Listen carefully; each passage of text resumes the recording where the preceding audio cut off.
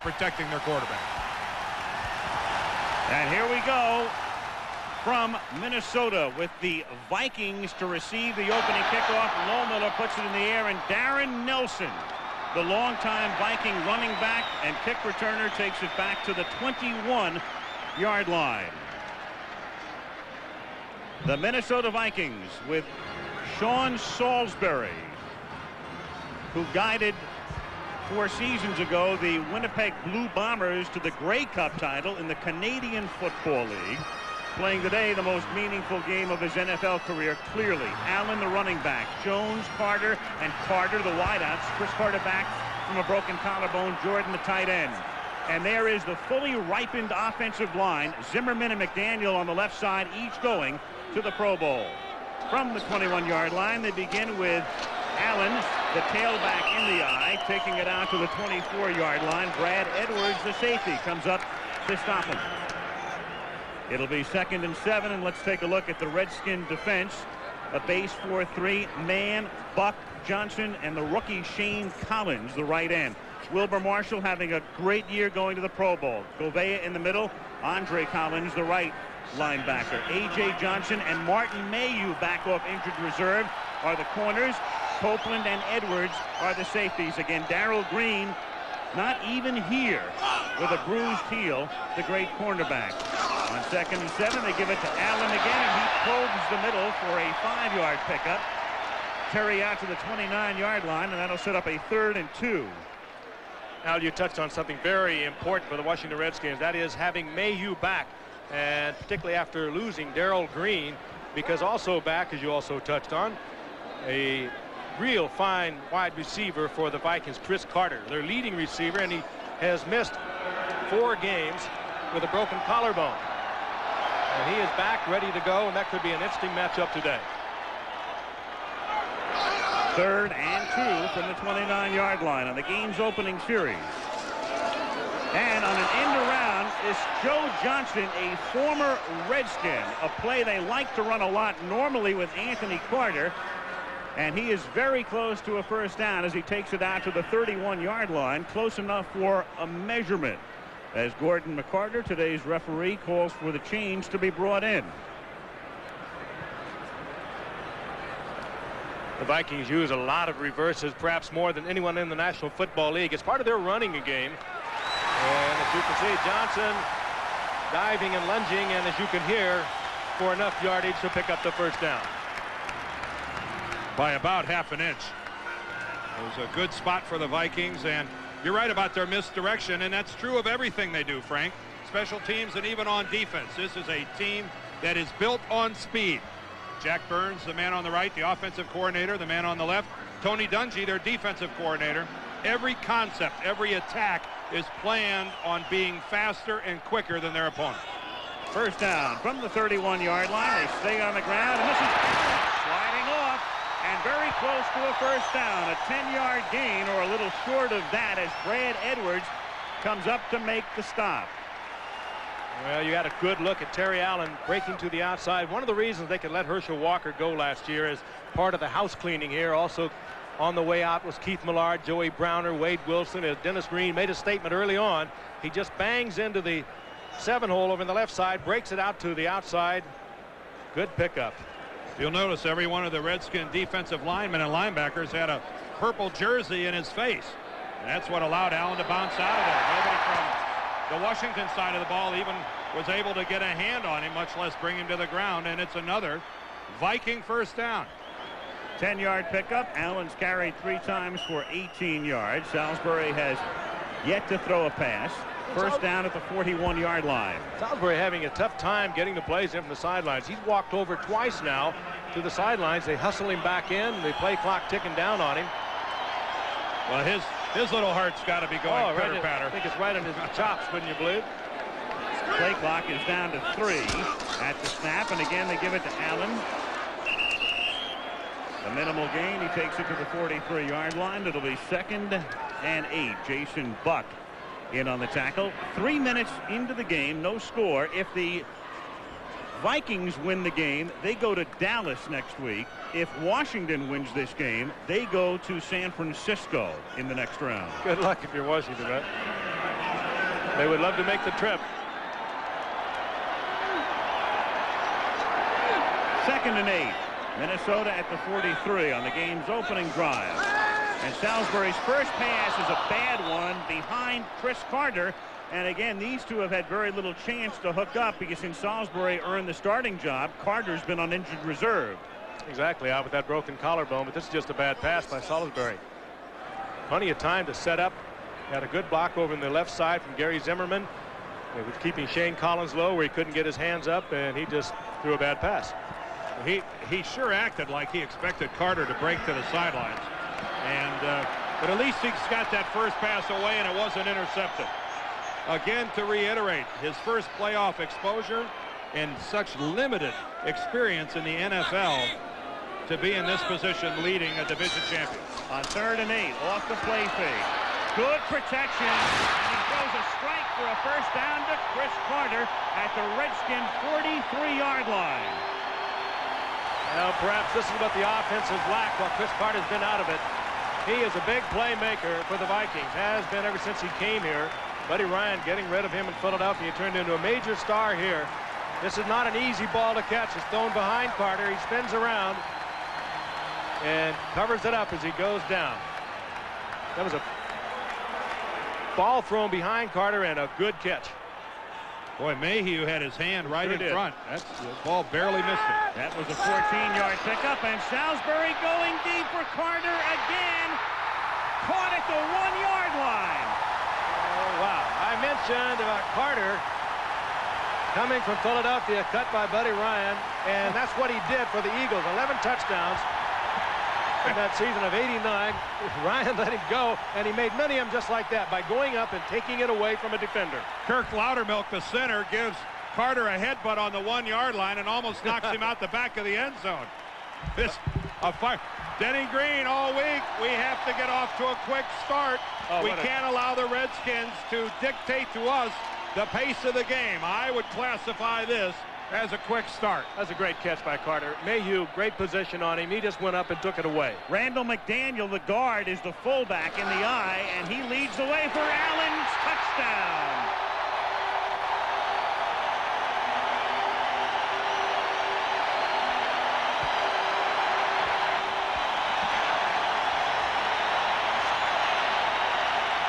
'79-yard drive, the big play, the 42-yard pass to Carter. The drive began with a measurement on 3rd down for a first down. They converted, and they keep on going and lead 6-zip. Well, what this drive also started with, Alan Frank, was a number of successful running plays. They hammered away for a couple first downs on the ground, exactly the way you'd like to get started. Soften things up in the middle and then throw the ball. And Salisbury, whatever jitters he had, are long gone as he stakes his team to the 7-0 lead. Wad Reves for the point after. Allen caps off this long drive, 79 yards in 4 minutes and 55 seconds. Minnesota 7, Washington 0.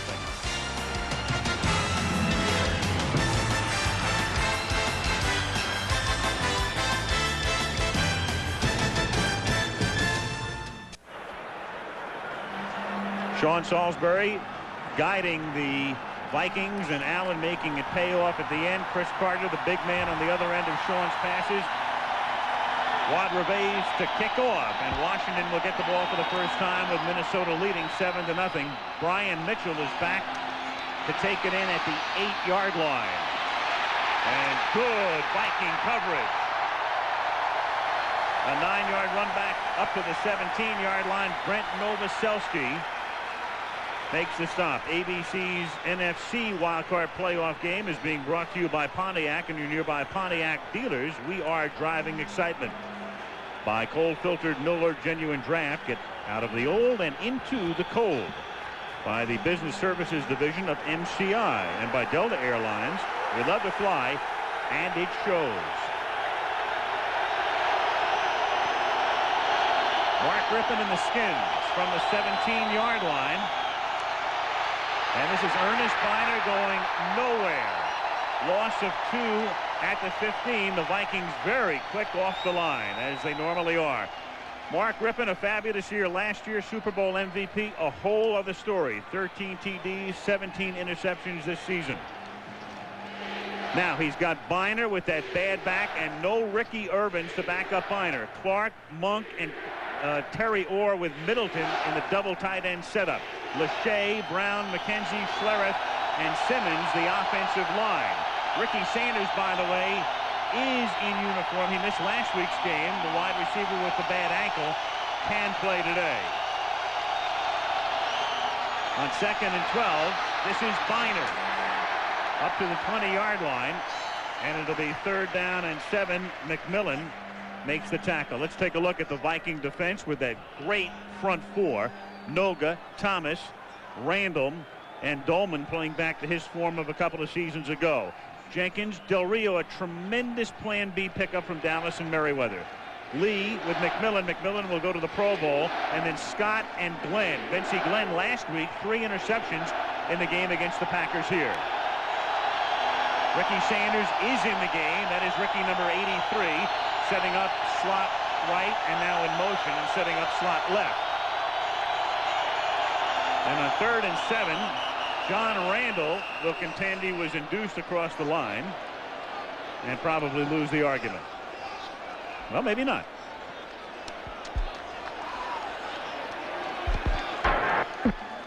Before the snap, defense, 5 yards, still down. He wasn't induced. Now the Vikings get a lot of these calls. If you follow them over the season, they are a quick football team. They play the gaps. All 4 of them, Dolman and Randall and Thomas and Noga, they hit gaps. Denny Green's philosophy is we're not that big, as is Tony Dungy, the defensive coordinator. We're not that big. Let's hit the gaps and hit them as quickly as we can. They try and anticipate the count, and they get a lot of offsides called against them. 3rd and 2 at the 25-yard line. 7-0 Minnesota. 8:08 to play in the first quarter. Rippon, who passes a lot on 3rd and short, throws to the 31-yard line, and it is caught. Great catch by Gary Clark, going to the turf to pull it in, covered by Lee. And an excellent throw by Rippon.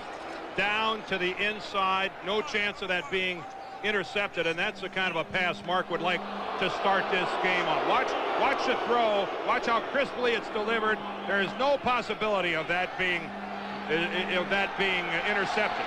Did it touch the ground? That's a great catch by Gary Clark. That is an excellent catch by Clark. Terry Orr lining up in the backfield and going in motion and providing some leverage. Instead, it is Mark Rippon out to the 32-yard line. Safe to say a blown play. Yes, I would say. I mean, Joe Gibbs is fanciful with his offense, but they got a little more fanciful with him. Yep. Absolutely. You knew it was in trouble when Orr got all confused in there. You see that hand sign right there? That's what that play looked like. Fingers going in all different directions. Gary Conklin, who is the backup quarterback. They carry 3 quarterbacks to the Redskins. Jeff Rutledge is number 3. It is 2nd down and 10 at the 32. 7-0 Minnesota, 6:40 to go in the opening quarter. Here's Biner to the 35-yard line. It'll be 3rd down and 7. Del Rio and Thomas converge on the tackle. You can see, I think, a pattern from Washington's point of view. When they are going to run, they would prefer to run to their left side behind number 79 there, Jim Lachey. Chris Dolman, by far and away the best pass rusher of the Vikings, but they feel that the matchup against the run, Lachey against Dolman, the Redskins believe favors them. Well, you'd rather go at him, have him pursuing it too. 3rd and 7 at the 34-yard line. That's Monk in motion. Rippon steps up, gets the pass away, and it's caught, and it's very close to a first down, but appears to be a little short. Art Monk came down with it. Carl Lee with the coverage up at the 42-yard line. Chris Dolman that time putting the pressure on Rippon. Rippon calculated this just right to get rid of it. Dolman against Lachey just gives him a little bump. He gets around him, and he just about flicks it out of the hand of Rippon. He was so far outside Lachey, easily 8 to 10 feet. And you can see on that replay that Chris got the head start. He got the jump on the ball. Very awkward for a tackle to have to block somebody who's 2 places removed. And you see that completion is good for the first down. But the farther away Dolman gets from Lachey, the more difficult it is for Lachey to block him. I'll tell you, there's some gut checks going on too for these Washington Redskins out there. Biner is playing hurt. Let's take a look again. Dan said way outside of Lachey, and he's very athletic, this big man Lachey. You see that a few offensive left tackles you'll find doing that, wouldn't you say, Dan? Yeah, I agree. A lot of guys never even would have made it to the intercept point, would have never even made it to the corner to get into Dolman's legs. They gave Monk a good spot on that last play, a 7-yard gain. They convert first down at the 42-yard line, and Rippon fires for a 5-yard pickup to Ricky Sanders, who was bothered by a gimpy ankle. Carl Lee with the coverage on the play. But Ricky Sanders is going to be a very important man for them today, because Monk has been not as much a part of their passing offense as in years past. And Ricky's a big play guy. Well, he's a third down guy. He's got more third down receptions than anyone on this team. There is Monk, who will play the inside position where Sanders ordinarily is if Sanders has to leave the game. But Sanders, another one of these Redskins, playing hurt today. The season's over. If they lose, you may as well let it go. Rippon is 3 for his first 3. And they give it to Biner. And Biner is stopped after a pickup of maybe 1 by Mike Merriweather. It'll be 3rd down and 5 at the Metrodome, where indoors the temperature is 66. And outside, they told us at kickoff it was 20. And that's a heat wave here. Yes. We've been here since New Year's Eve, and the temperature has rarely gone above 0. Pass situation now with the Redskins. Now watch that Viking front four. We talked about it already, how quick they are off the ball. Anticipating pass, they'll just be blowing through there. 3rd down and 5 with Sanders in motion. 4-man rush. Biner makes the catch and is buried by Lee, who's been in on a lot of plays already at the 49, and it's 4th and 3. And the Vikings have given up perhaps more passes underneath than any team in the league. Certainly right up there with the league leaders, but they are good tacklers. They let you make the completion, and then they shut it down, and that's what happened right there, short of the first down. Well, Carl Lee, who's been a Pro Bowl player in the past, I don't think is used to having this much business come his way this early in a ball game. They have come right at Carl Lee, and he answered that one. Kelly Goodburn, who averaged less than 40 yards a kick this season. Anthony Parker back to receive. And that is a 42-yard punt taken by Parker at the 9. And a 12-yard run back to the 21, run out of bounds by Johnny Thomas. We have 3:04 remaining in the first quarter in this NFC wildcard game in Minneapolis. 7-0 Vikings. The Chiefs were expected to win the division, but San Diego ran away with the crown. Now these two rivals meet in Game 2 of our playoff doubleheader today on ABC Sports. This is the 5th time that the Skins and the Vikings have met in postseason play. They're 2-2, and as you can see, each time they've met, the team that has won the game has advanced to the Super Bowl, including as recently as '87, when Washington beat Minnesota and wound up beating Denver and San Diego in the Super Bowl. This is Roger Craig on his first carry, and he is run out of bounds by Andre Collins. This ABC Sports exclusive is being brought to you by Pontiac and your nearby Pontiac dealers. We are driving excitement by cold-filtered Miller Genuine Draft. Get out of the old and into the cold. By the business services of MCI and by Delta Airlines. We love to fly, and it shows. They use Roger Craig as a little more than just relief for Terry Allen. He's had a pretty good year, over 400 yards rushing, 22 receptions. Very good receiver out of the backfield, as you can recall from his great days with the 49ers and a year ago with the Raiders. Very effective out of the backfield as a receiver. 2nd and 10. Fake to Craig. And Salisbury going deep. And there's contact, but incidental on a pass intended for Anthony Carter. Picked off by Mayu. And Mayu with a great run back out of bounds at the 32-yard line. Gary Zimmerman guided him out as he took it all the way back to just about the line of scrimmage. You could see that Anthony Carter lost his footing about 3 or 4 yards before the pass got there, and allowed Mayhew to basically just watch right here. Watch Carter loses his footing, and so uncontested Martin Mayhew is able to intercept that pass. So a big return sets Washington up in their best position.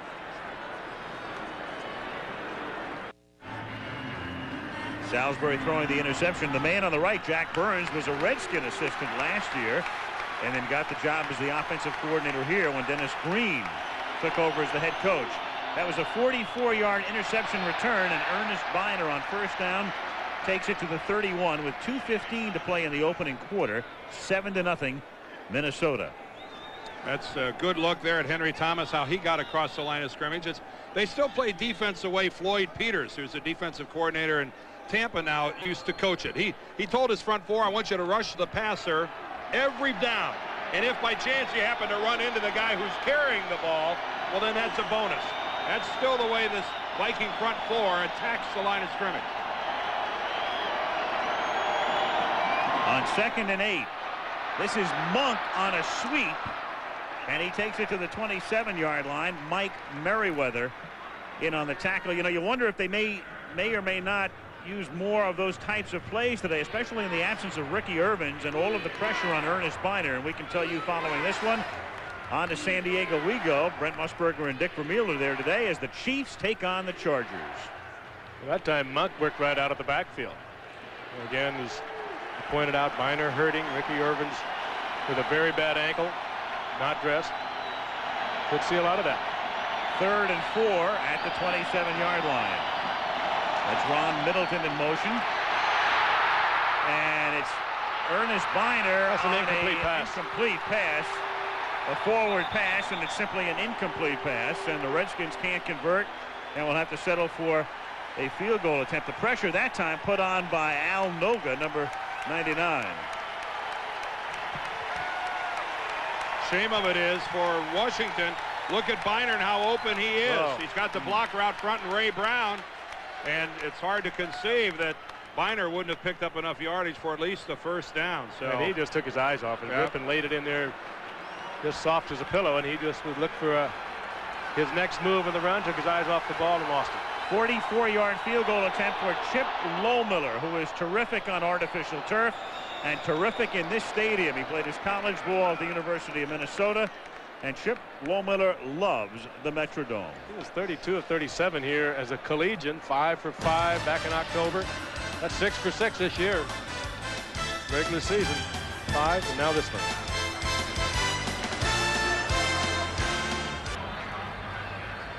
There it was during the career of Chip Lohmiller on grass fields, 40%, but you put him on this stuff, and better than 4 of every 5 from 40 through 49 yards. His 44-yarder has made it 7-3 Minnesota, and his kickoff is short, taken at the 10 by Darren Nelson, who comes back to the 23-yard line. Nelson getting in kind of an extra year here. He might have gone to Stanford as an assistant coach for Dennis Green had Dennis not taken this job and remained out west. Well, there was one violent collision on that kickoff return, and there is a Redskin that is Johnny Thomas, I believe, is still down on the carpet. Johnny Thomas. Yeah, you're right about Dennis Green and Stanford. Of course, now Bill Walsh at Stanford. They just won their bowl game. Darren Nelson, a Stanford grad, and wrapping up his 11th year in the National Football League. And for a guy 5'9" and 186 pounds, it has been a remarkable career for Darren Nelson. And, this guy right here, fascinating study, Dennis Green. He has an interesting philosophy, Frank, talking about his defensive approach when he was visiting with us yesterday, talking about how the way he wants his team to be aggressive. He believes that if you're aggressive, you win. If you're not aggressive, he used the term victim. He said, if you're not aggressive, you're a victim. And he said, I will never have a football team that is a victim. And that's certainly the way they attack it, both offensively and defensively. And when you look at him, you don't get that initial sense of the fire that burns inside Dennis Green. Johnny Thomas, competitive that's man. good to see. Yep. Hey, he's so decisive when he decides to do something. That's the first thing he came in here. He looked around and said, we got some problems here. Let's get rid of them. And let's bring in some people that will get this thing done for us. There are 18 different players on this roster from the 8-8 team of a year ago, 5 Plan B, 5 rookies, and they're 11-5. So, you know, he's done something right, and he's done it quickly. It's also a small football team. They are not a big group of earth movers like you see in a lot of other NFL teams. Small for the most part. And speedy. From the 24-yard line on first down, a fumble, and Salisbury has to cover it up at the 21. And he and Roger Craig couldn't get together on the handoff. So Roger Craig starting this series as he did the last.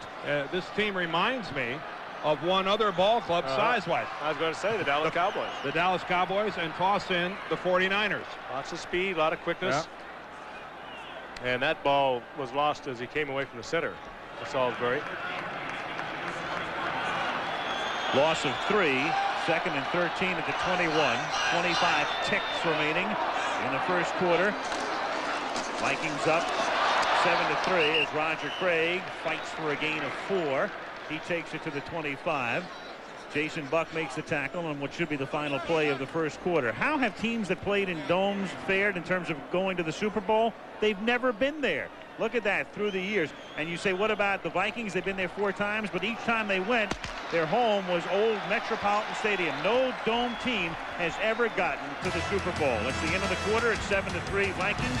And back we come with our wild card playoff game after this message and a word from our ABC station.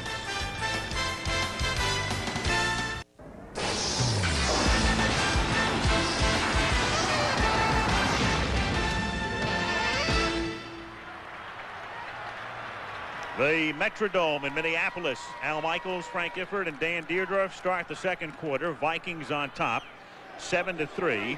It is 3rd and 9 for Minnesota at their own 25-yard line. And Salisbury finds the open man. That's Carter making the catch for a first down at the 46. Chris Carter, tackled by Brad Edwards, got good position on him. Wilbur Marshall put the pressure on Salisbury, who hung in there and got it to Chris Carter for a 21-yard gain. Carter just driving downfield. The Redskins in the zone defense. Carter reads it. Watch him kind of ease up here. Sets up. Salisbury reads it with him. Perfect delivery. Big pickup. And what a difference this Minnesota Viking offense is with Carter. Look how he reads that zone. Salisbury right with him and delivers it. Kudos to Gary Zimmerman that last play. Excellent blocking on Marshall. Here's Craig going nowhere. And Tim Johnson. He looks hurt. He acts like something bothered him on that. Made the tackle, but he hobbles back into the huddle. Richie Pettibone breathing easier. And our wild card playoff game is being brought to you by Chrysler Plymouth, a division of the Chrysler Corporation. Terry Allen comes back in the game. There is Richie Pettibone, the defensive coordinator, as it were, for the Redskins, and the man a lot of people think should someday be an NFL head coach. I'm one of them. But they've been saying it for a long time. And on 2nd and 10, the pass is incomplete. A little too low for Chris Carter, who's already caught 3. Martin Mayhew with the coverage. Richie's been around 15 years with the Redskins. Before that, 14 years as a player. And Salisbury threw that in there low. I mean, he did it deliberately, and it was a tough catch, but one that certainly could have been caught by Carter. And it was a good delivery by Salisbury. 3rd and 10. Minnesota perfect thus far on 3rd down conversions. Pressure. And Allen makes the catch, but Wilbur Marshall is right there to wrap him up after a gain of 3 at the 49-yard line. And that'll create Minnesota's first punt of the day. And that's really the defensive alignment I think Pettibone would rather see. Wilbur back in the field where he can make plays, get an interception, knock a ball loose, and going with 4 other people rushing the quarterback. Wilbur Marshall is a good pass rusher, but to me, he's a more valuable asset when he's roaming in that middle ground where he can make a big play. Harry Newsom, 2nd in the league in punting this year to only the Oilers' Greg Montgomery. Sends it down to the 17-yard line. And this is Brian Mitchell. Mitchell across the 50. And Mitchell is brought down from behind at the 28-yard line as Jake Reed, the wide receiver out of Grambling, saves a touchdown. Well, we know that Reed has got some speed now. Mitchell, a gifted return man, a very valuable part of this Washington Redskin team, and you saw why there. A little step now, back to the inside, spots the gap, kicks it into another gear, gets away from the punter, and then watch Reed run him down. Well, if Newsome did one thing, he went to the left side and forced Mitchell back to the middle of the field. The decision by Newsome to attack from that side, if he didn't know it at the time, but it ran Mitchell back towards Reed. Oh, Reed's got some speed, though. That's a no contest in a match race there. That was a 34-yard Newsome punt and a 54-yard run back. First down, Washington at the 29-yard line. Biner going nowhere. Carlos Jenkins first to greet him at the line of scrimmage, number 51. Goldman also there. Jenkins, one of the many changes in this defensive unit for the Vikings from a year ago. They moved Randall from defensive end, John Randall, to the defensive tackle from defensive end. They brought in Carlos Jenkins, and they had to get him some playing time, so they moved Mike Merriweather over to the weak side, put Jenkins on the strong side. So many changes, and they have been so effective. Second and 10, 12:05 to go in the half. Vikings on top 7-3. Monk in motion. Rippon with good protection and has it picked off a deflection, and up to the 36-yard line goes Todd Scott. Carl Lee created the interception. He was the Viking who got his hand on it, and Todd Scott runs it back to the 36-yard line. Well, that's what has to puzzle you if you're Joe Gibbs, you're a Redskins fan. Lee was right in the line of sight of Mark Rippon. There he is, right in the line of sight. He throws it right into his hand.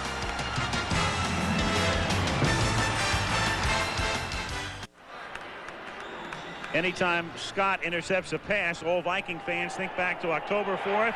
It was 20-0 Chicago at that point. Scott intercepts the Harbaugh pass off the audible that turned Chicago's season south and sent Minnesota's season north. 2 weeks later, they killed Chicago in Chicago, and they were on their way. And here is Terry Allen on first down after the turnover up to the 40-yard line. Well, the last one was a gift from Carl Lee, because Carl Lee had the ball right in his chest. It should have been Lee's interception, and instead he mishandles it, and it pops right up into the air, and the alert Scott picks it up. But look at this. Look at Mark Rippon. Apparently, it almost looks like he's staring at Carl Lee. Lee doesn't handle it, and Scott is there for the INT.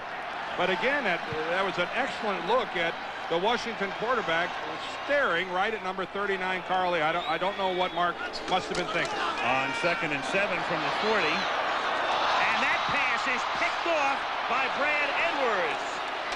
And Edwards to the 33-yard line after faking the lateral and holding on, and Washington with a big break, and Wilbur Marshall with the pressure that time on Salisbury. Yeah, Wilbur came on a blitz up the middle, and he flushed Salisbury, and this was the type of a motion that Richie Pettibone wanted to create. Salisbury is a classic sit-in-the-pocket quarterback. They want him on the move. Look and at that's Edwards. A ball that just sails on him, Frank. Great hands. Now, he almost laterals the ball off to Mann here. Mann standing there, hey, I want it. And he very wisely tucks it away. But that's a relatively easy completion to Chris Carter.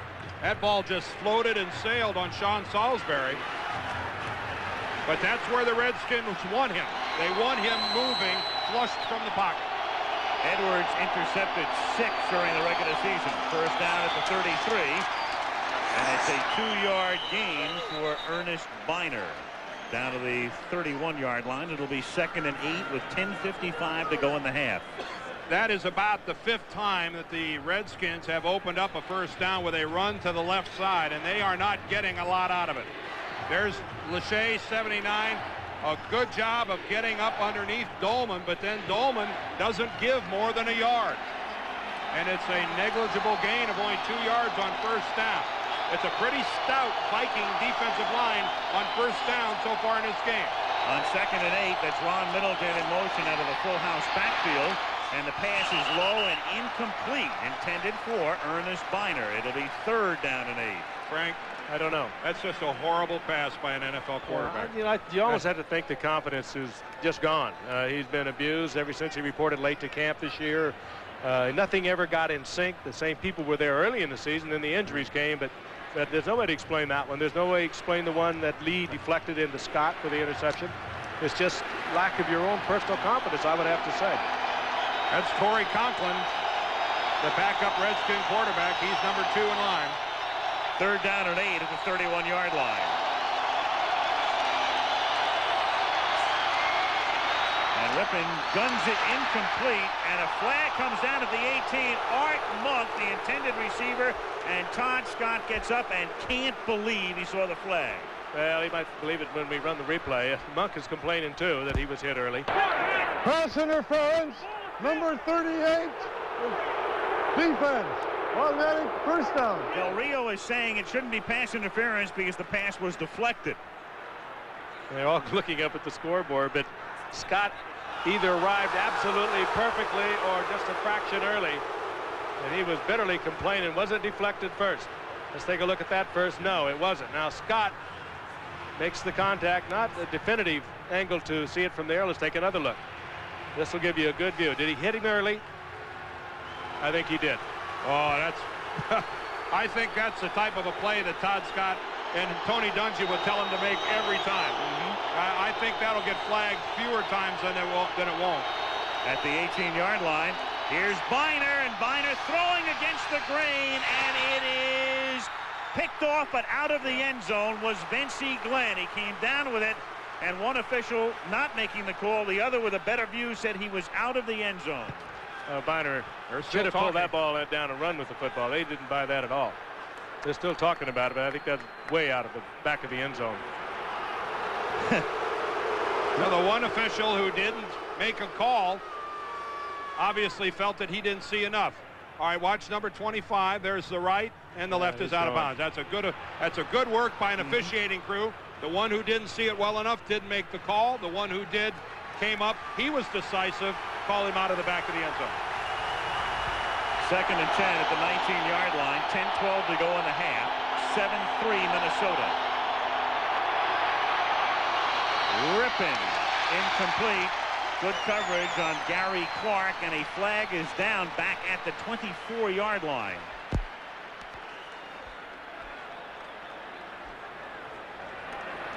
One of the things the Vikings do is create a lot of holding calls against opposing offensive lines, and that's what they're hoping for. Illegal formation, offense.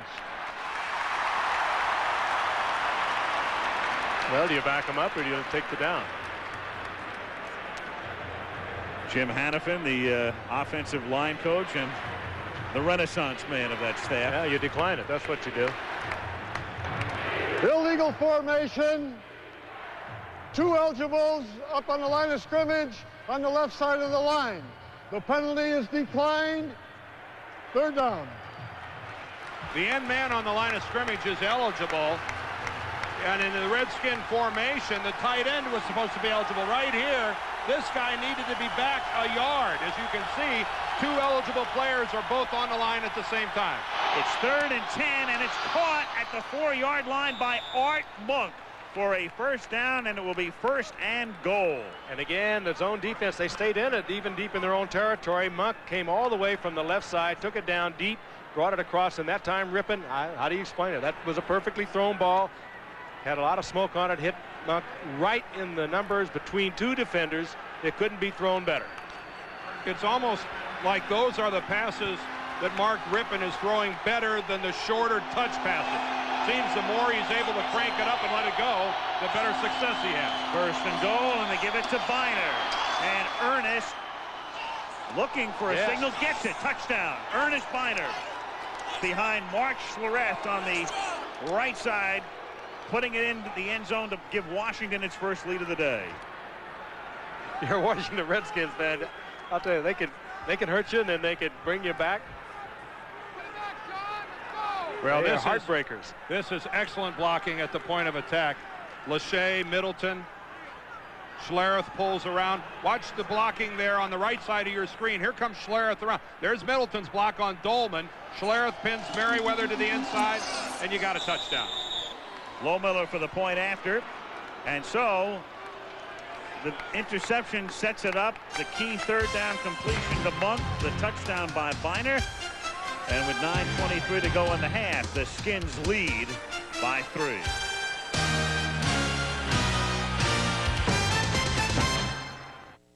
The Chiefs were expected to win the division, but San Diego ran away with the crown. Now these two rivals meet in Game 2 of our playoff doubleheader today on ABC Sports. Chip Lohmiller's kickoff is fielded by Darren Nelson at the 11-yard line, and Nelson swings outside and takes it to the 29-yard line. The tackle is made by A.J. Johnson.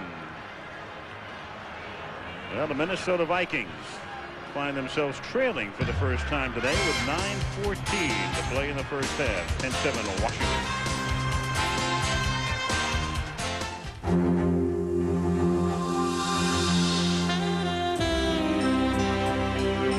It pay off this year, a whole other thing. As the last seed, you're never home. No, you're never home, and Joe Gibbs, Frank, won't you agree? He'll be the first one to tell you we don't deserve to be home. I mean, he is as grateful as a coach can be, having made it at 9-7. He likes the situation. Top of the show, he said it'll take a miracle, and he smiled about it. I think he kind of liked that situation. Here's Terry Allen picking up a couple. Well, it's a miracle that they're here. And of course, last week when they finished their game Saturday against the Raiders, they thought they were done for the offseason. The irony of the Vikings knocking the Green Bay Packers out of it 24 hours later to bring them back into it. And it's the same old story, and this is why Minnesota was so concerned. I mean, never have the defending world champions gotten as much sympathy as the Redskins are getting right now. And Denny Green doesn't want to hear anything about it. He knows how formidable and dangerous the Redskins are, hurt or healthy. On 2nd and 7, this is Terry Allen with room to roam and a first down, and still going and fights his way out to the 47-yard line. Still going and going and going. That's a gain of 15 for Terry Allen as you look at Roger Hedrick, who's the key man, the head of the Minnesota Vikings. And he over on the right side behind big Tim Irwin, and Brian Habib is Terry Allen. A lot of people might wonder why isn't he in there all the time, and so much of the time shared with Roger Craig. Usually maybe 6 plays for Roger, 10 for Terry Allen.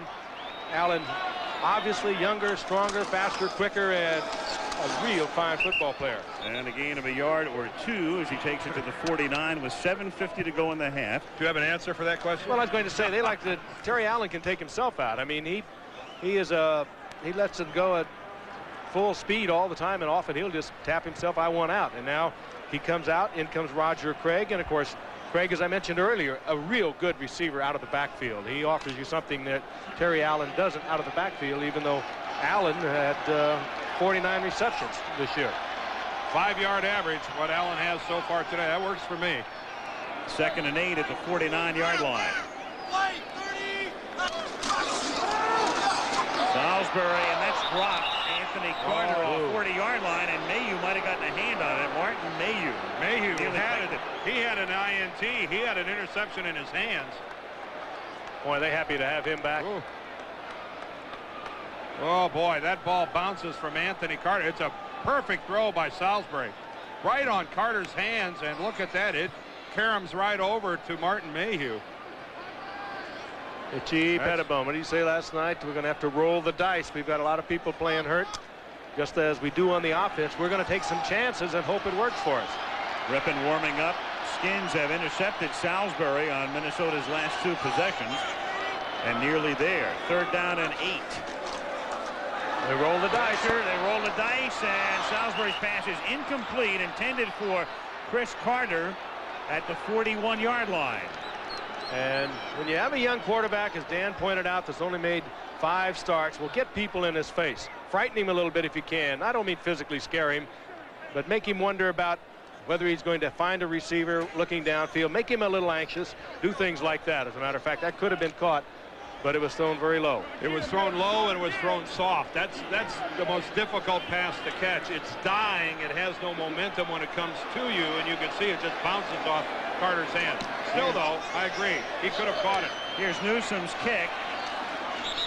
It is fair caught at the 13. It's a 38-yard punt. Brian Mitchell with a fair catch, and that's where the Skins will take over.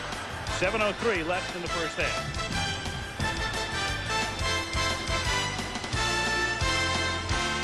Diego is the site following this game, the Kansas City Chiefs against the San Diego Chargers on ABC. And then tomorrow, there's our primetime lineup. The Amy Fisher Film Festival continues. Our turn tomorrow on ABC. There it is. There's the lineup. At the 13-yard line, Brian Mitchell is in the game as the tailback, and he gets the ball. And Brian Mitchell out to the 23-yard line, a 9-yard gain. Jenkins makes the tackle. As we mentioned at the beginning, Ricky Irvins is hurt. He is not even dressed today, so Biner is the main man. Needs some backup help, and it comes here in the form of Brian Mitchell, the kick returner. That's only his 7th carry of the season, and if we go beyond that, we'll go down to Robert Green, the rookie free agent from William & Mary. Biner, who had to take himself out of Ricky Irvins, had to take himself out of the game 2 yards short of a 1,000-yard season last week against the Raiders. On 2nd and 1, they give it to Mitchell again. And look what the Redskins have found. Well, they found flag down at the 28. Oh, that's going to bring it back. Oh, yeah, we have a hopping mad Redskin. That Ron Middleton jumping up and down. I mean, this guy was doing a pretty good standing high jump. He's incensed that he was called, if it was him. Holding, number 87, offense. 10 yards, repeat, 2nd down. I mean, there are ways to express unhappiness if you are flagged for holding, and then there's Ron Middleton's way. I want my blanket. Well, there's no doubt that you're telling everybody at home and in the stadium it was on you. That hurts. That sure did. Took a 1st down now into a 2nd and long. 2nd and 11 at the 13-yard line. And Nova comes across the line. Redskins, of course, with all of their shifting and all of their motion. Noga was saying he was drawn up by Simmons. Well, but Simmons is going to say that I didn't move until Noga was way across the line of scrimmage. They'll have an argument here. Gordon McCarter will have the final say. And he says, False start, 76, offense. 5 yards, still 2nd down. Well, you can't hiccup. No, one of the great disadvantages of being an offensive lineman, when you go down into that 3-point stance, any movement. I see that little twitch. In fact, it was a double twitch, and that got Noga going. You just can't do it. And now the crowd noise here at the Metrodome. Jim Hannafin, I can only assume that Hannafin, that movement was so minute that he didn't see it from the Redskin bench, because it was a good call by the official. He was just told of the movement. Yeah. Now he'll just be mad at Simmons. 2nd and 16. And Rippon throws a strike to the 22-yard line to Clark, who nearly has his head taken off. And the helmet. Late flag. Mike Merriweather was the man who made the tackle. Flag came in at the end. Yeah, and Gary Clark took a chance. He was losing yardage in an attempt to pick up yardage when he was within a yard of the 1st down marker. Personal foul, unnecessary roughness by the tackler. He grabbed the headgear and wrenched the man down by the headgear. 15 yards from the dead ball spot, 1st down. He was the wrencher and Clark was the wrenchee. And you're right, Dan, he lost a couple of yards trying to pick up the yardage for the 1st down, and they will get it on the penalty.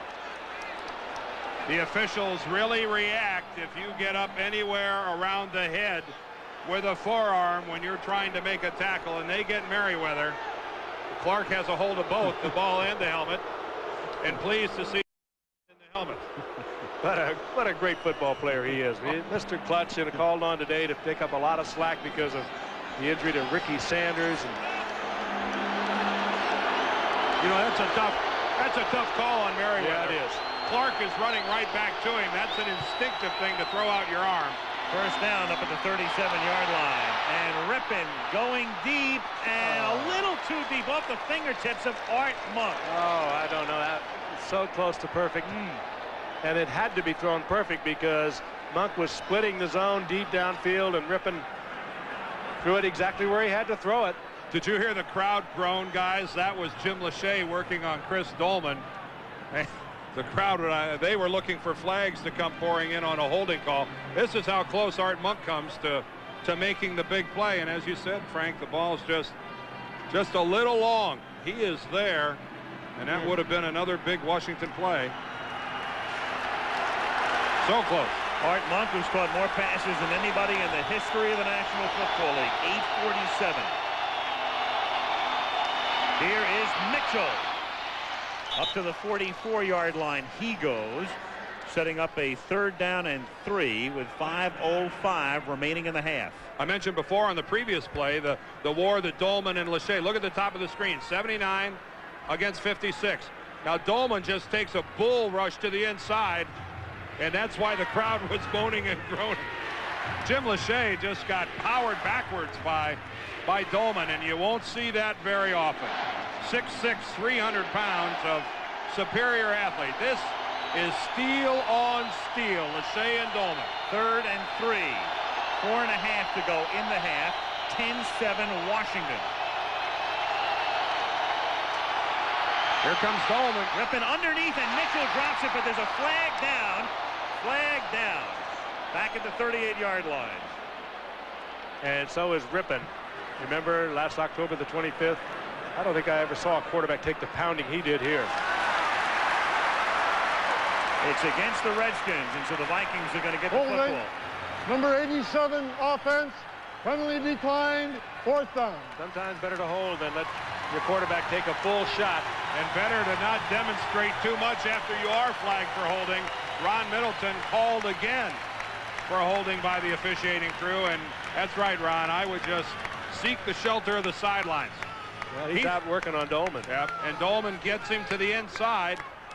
Save your quarterback. Oh, I didn't even see the hold. Dolman beat him so cleanly, I don't think he had a chance to hold it. Penalty decline is 4th down at the 44-yard line. Oh, and it's a fake, and it is Brian Mitchell inside the 40, inside the 30. Biggest play of the game, takes it to the 18-yard line.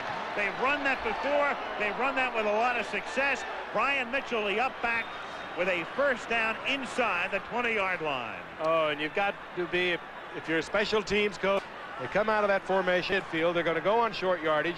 Everything was set up for it, and it works. Well executed. Brian Mitchell, why not? We did a Monday night game where he finished up the game as quarterback. Wayne Sevier rejoicing with his big 1st down. You work a long time. You start in July, and it pays off in January. And it starts with the center guy, Bingham, with a perfect snap. Ernest Biner inside the 15 takes it down to the 11-yard line.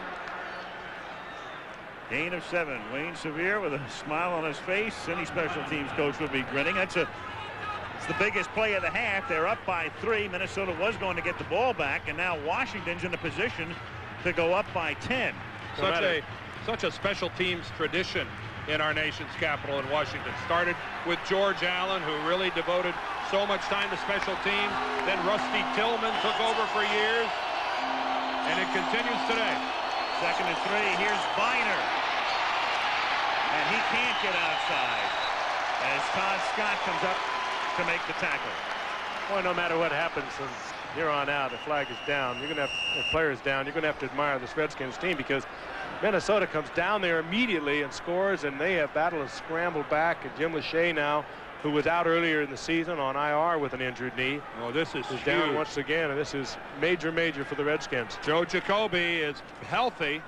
He's had a long time to rest, and he's the first guy in. But this is a major blow to the Redskins if Lachey can't continue. And he gets up, and looks like he's favoring his right leg hobbling off.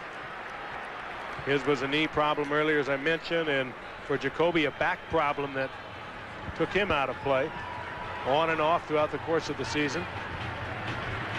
But if you have to bring somebody in to go against Chris Dolman, well, you may as well bring in the former All-Pro at that position, Joe Jacoby. Yeah, but I think Joe Jacoby is saying to himself, how about a running play to get started? How about a tight end over here with me? Let's not, don't make me go one-on-one right off the bat. 3rd down and 5. Very big play for the Vikings defense to try to hold him to a field goal attempt. And it's Biner making the catch, and Biner is at the 8-yard line, and that should be enough for a first down. And Jacoby with a good piece of work on Dolman. They left him all alone out there on Dolman. They're going to measure, but from our vantage point, and you can see where the marker was, it appears they have it. Well, thought somebody would have helped him out, but they left him alone, Dan. Well, look how he gets into Dolman. When Joe Jacoby gets inside the framework of your arms, you are had. I mean, that is the end of that. Dolman cannot afford to lock up with Big Joe. A lockup favors the offensive lineman. A quicker guy like Dolman has to maintain separation. He has to keep himself at least arm's length. Right there where Jacoby has his helmet into Dolman's chest, he has won. The block is over as far as Dolman is concerned. And Lachey trying to get it loose over on the sidelines.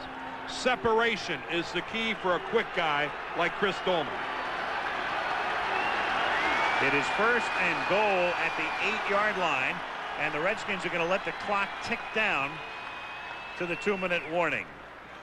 First and goal when we come back, with Washington on top, 10-7.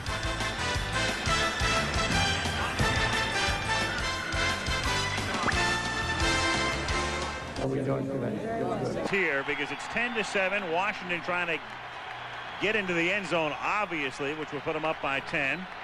Jim Lachey is back in the game. They have a first and goal at the 8-yard line, and each team has all of its timeouts remaining. Washington on first and goal, a terrible time this year. They've gotten in only half the time, tied for the lowest percentage in the National Football League. That's a shocker. Yes. And Brian Mitchell is inside the 5. Brian Mitchell is in for the touchdown. As well blocked an offensive play as you will ever see. Brilliant execution by the Redskins. The lead blockers, the tight ends, and the offensive line, Frank, that's beautiful. Minnesota thinking pass. We talked about the size. They're small up front. They're thinking pass. You come at the draw play. They're in their pass rush mode, and the Redskins blocked it out beautifully. And Merriweather, 57. Watch him to the right. He's going to be the only Viking with a clean shot, and he falls off Brian Mitchell. Mike Merriweather could have made that play up around the 5-yard line. He's unaccounted for and doesn't make the play, and flags are all over the place. That's one thing. Those outside linebackers, Dan, are small. Merriweather, great player that he is a 225-pounder. The other one, Jenkins, about a 215-pounder. And when somebody like Brian Mitchell, a 200-pound running back, you're going to have a hard time bringing him down the side. Yeah, but you can't confuse Brian Mitchell with Christian Okoye. Snap, 99 defense. 5 yards will be assessed on the kickoff. Well blocked out. Joe Gibbs has to be proud of that. Has to be really proud of what's going on here today. Russ Grimm. They didn't have anyone to practice this week. They had one wide receiver on one day that they were working. Well, here's Lohmiller for the point after with 1:56 to go in the half, and so that fake punt, and Brian Mitchell executing the fake punt, going into the end zone, picking up with Ricky Irvin's hurt. And the Skins have scored 17 unanswered points to lead by 10. This become Brian Mitchell's favorite crew. When we did a Monday night game in Philadelphia in 1990, that's the game we talked about before. He came in, was the quarterback when the Skins had so many injuries, and that was the only time he had rushed for a touchdown in his career prior to right now. What did Joe Gibbs say, though, about him? He has a lot of confidence in him, but he is so valuable as a return man. He said they are so hard to come by in this league. He's such a great return man. We don't want to risk it. And so I'll tell you how far they've gone. They have to risk it. 10 plays, 86 yards, and of course the fake punt was the key. And now we'll see how Minnesota answers this offensively. Favored in the game, trailing by 10. Lohmiller sends it down to the 4-yard line. This is Joe Johnson, the former Redskin, and he gets taken down up at the 24-yard line with John Brantley making the tackle. Jack Kent Cook on your left, the owner of the Redskins, and Charlie Casserly on your right, the general manager of the Redskins. Charlie Casserly, what a fine job he's done since Bobby Beathard went out to San Diego and going to the Plan B market, all those Plan B starters a year ago, January 26th here in the Super Bowl, all the trades he's made. Beautiful job of keeping them the Redskins up on the fly. At the 24-yard line, Salisbury sends it to Allen, and Terry gets taken down to the 31, gain of 7. The Vikings have all of their timeouts left. The clock is down to 1:40. And again, this is where Sean Salisbury does not have that world of experience to fall back upon. On 2nd and 3, throwing off his back foot and throwing it away. It'll be 3rd down and 3 as he winds up in the grasp of Jumpy Gethers and Fred Stokes. Got a good decision there on the part of Salisbury. No receiver, nothing doing out to Terry Allen, nothing doing downfield as the Redskins were in a prevent defense. He just threw it out of bounds. Didn't try to force it in. A little awkward back there, but he is. He's 6'5", but a good athlete, former high school basketball and baseball star. Notice how he never sets himself, though, Frank. He wasn't pressured until late, and yet he never took a firm stance in the pocket. That's something a quarterback that's unsure of himself is prone to do. 3rd and a short 3. Pump fake, going deep, way too deep, and good coverage on the play as well. And Fred Stokes knocks Salisbury to the turf. So insult to injury, and it's 4th down and 3. Well, when you pump fake, you're going to draw the secondary, but the amount of time that you have to stand in the pocket, and you see the sandwich, Stokes on one side, Charles Mann coming in from the other, it's almost a certainty that the quarterback is going to take a good hit when you try to run that pattern. Yeah, but Dan, you got to question the call too. Trying to take that ball deep against the prevent defense. Forget it. 3 Skins were back there. And now the Redskins are going to get it back with a lot of time. Harry Newsom. I agree. Mitchell takes it at the 21-yard line. And it's a 9-yard run back up to the 30-yard line.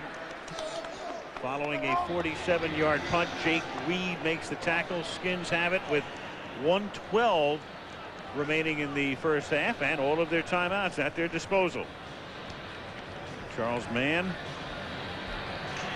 Redskin defense. They gave up that long drive on the opening drive of the game, and there it is, the yards per quarter. The Vikings limited to 56 and the Redskins with 106.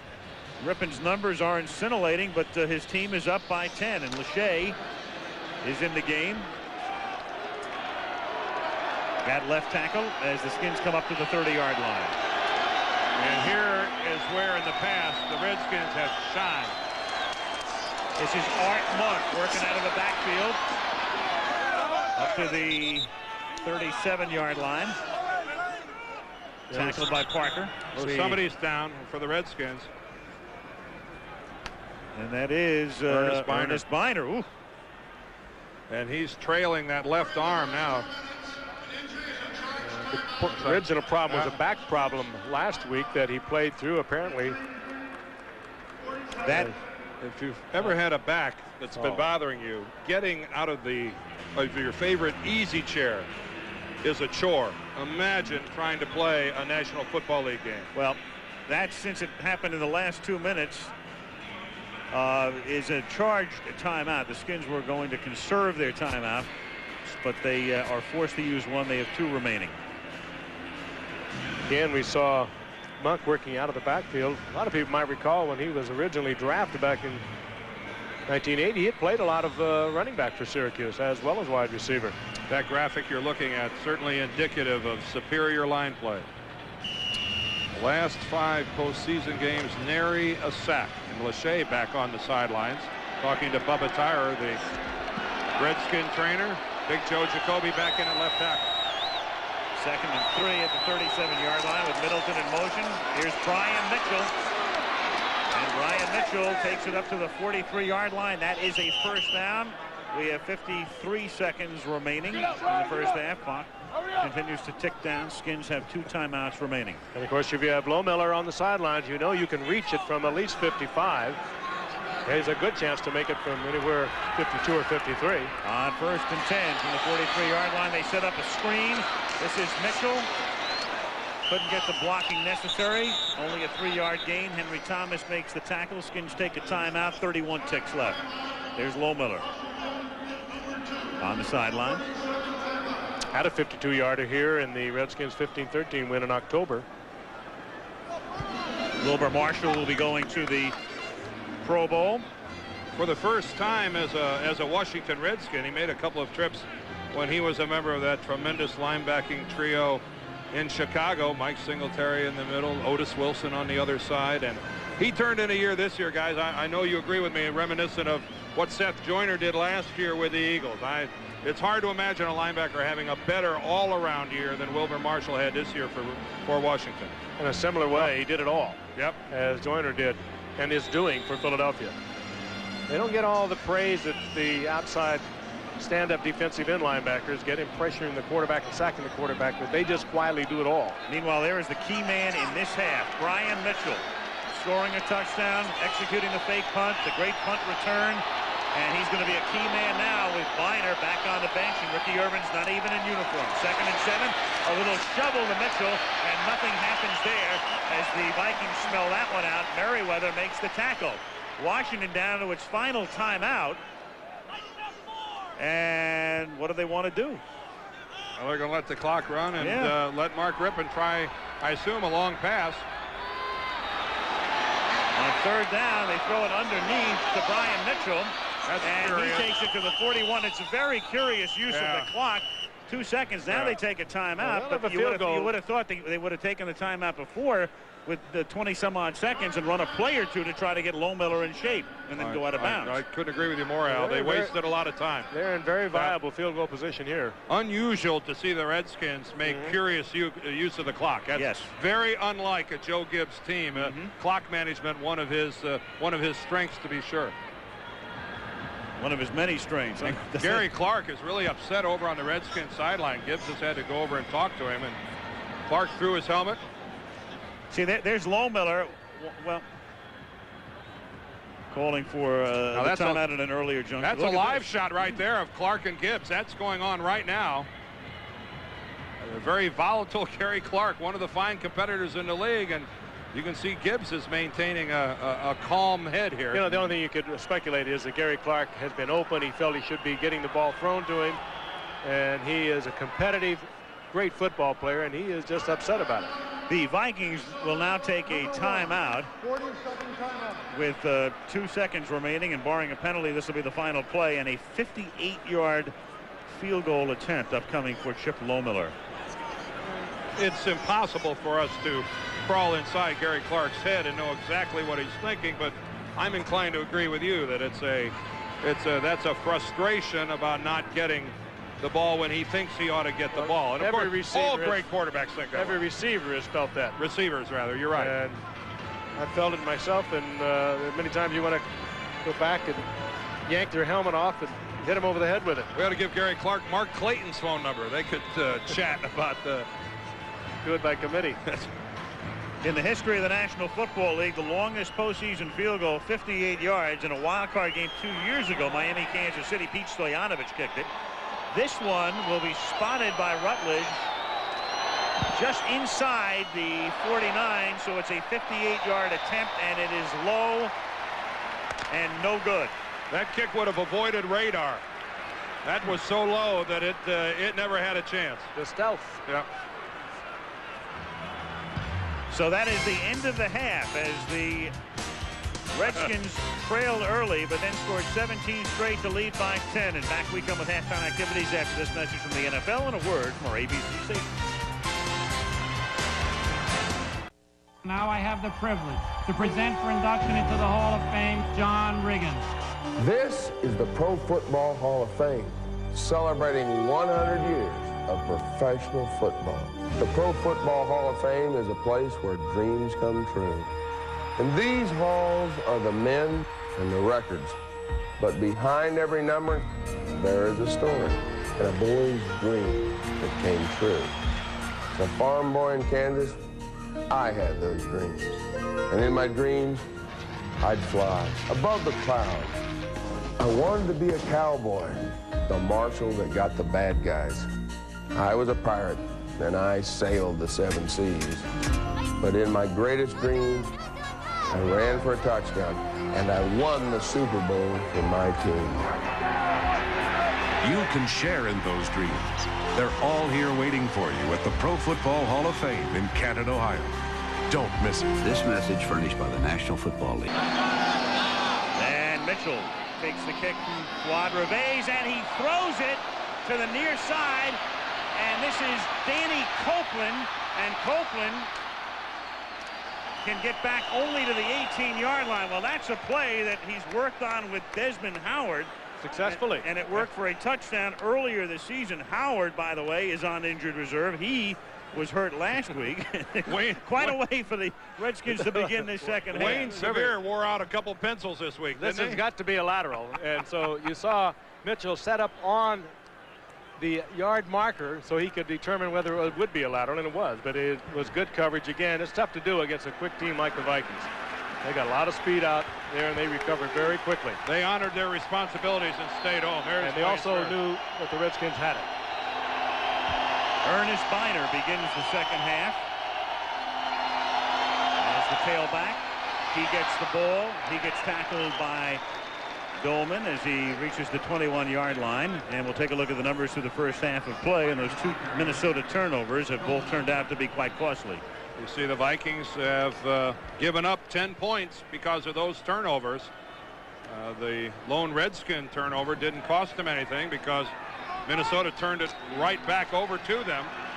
Time of possession favors Washington, and the Vikings right now need something to get them jump-started.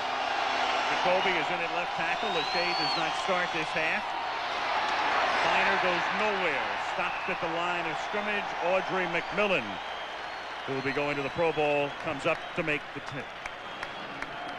What could give him a good start, Dan, of course, would be to shut the Redskins down on this very first series. Ooh, there's Jack Del Rio, who's down on the field. A lot of people think that he might be the Viking most valuable player this year. The impact he's had on the defense coming up here from Dallas, the way he has played the run, and he's got a leg problem of some type. That will probably bring out a former Redskin when they stay in the 4-3. Minuski as the middle linebacker. Looks like his left leg. There's Del Rio right in the middle of the screen.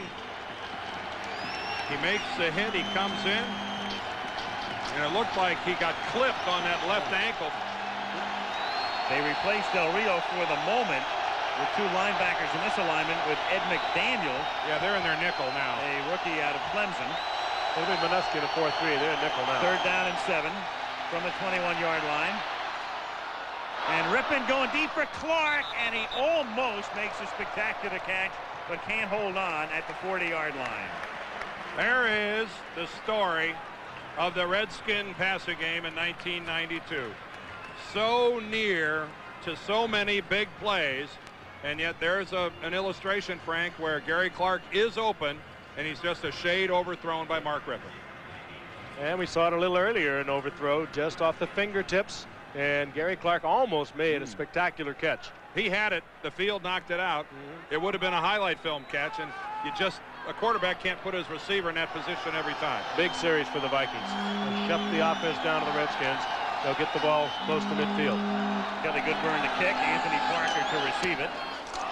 Very low line drive kick, and he angles out of bounds near the 40-yard line. They'll march it off, spotted at the 38-yard line, and that's where the Minnesota Vikings will take their first second half possession. They continue to work on Jack Del Rio. Meanwhile, in San Diego, where it's raining, the Kansas City Chiefs against the San Diego Chargers. The Chargers in the playoffs for the first time in a decade, winning the AFC West.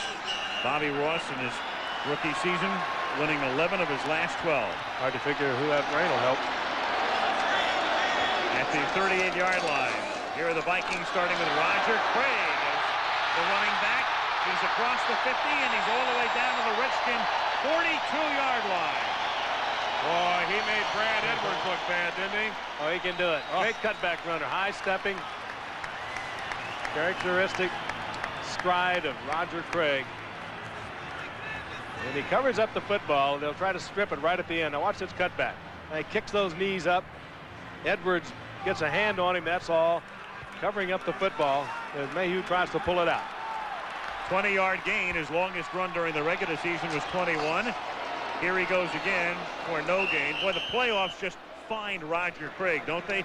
10 years in the league, 8 with San Francisco, goes to postseason every year. Goes to the Raiders last year, they go to postseason. This year, well, what else is new? Kind of a nice talisman. Really be next year, huh? Well-conditioned athlete. He'll be around here for a while. I think he'd like to be here. In his 10th year as a running back, that's a lot of years, but he stays in great condition. Terry Allen comes into the game on 2nd and 11 from the 43-yard line, early third quarter. Washington ahead 17-7. Salisbury with good protection and nearly had that one picked off by Martin Mayhew. And the Boo Birds are on Sean Salisbury. Martin Mayhew, not expecting to be the recipient of so many balls coming his direction, has another one bounce off of him. Remember, he had a carom job earlier that came to him, and that is no carom job. That is between the 3 and the 5, and that's just a major mistake by Mayhew to not intercept that thing. We'll give him the benefit of the doubt. He's just been activated back early from a broken forearm, but still. 3rd down and 11. Pressure from Mann. He steps up and then goes down at his own 49 in the grasp of Fred Stokes. Mann forced the issue, and then Stokes finished him off. And the Vikings are forced to kick. And Sean does not. Hey, what a job this He's man's just got doing. that star-struck look to him. I know you're Richie Pettibone here. Yeah, first drive, times. Minnesota looked like they were going to blow them right out, and they haven't done anything since. They've just shut down everything. Here comes Mann, getting around Irwin, forcing Sean to step up. Stokes has got the penetration on his man. Classic. Yeah. And you have to understand, that's not Salisbury's fault. From the minute he's flushed by Mann, he's just fighting for survival. Newsom's kick is a 42-yarder, fair caught by Mitchell at the 8-yard line. 11:31 left in the 3rd. In the playoffs, 10-point Washington lead.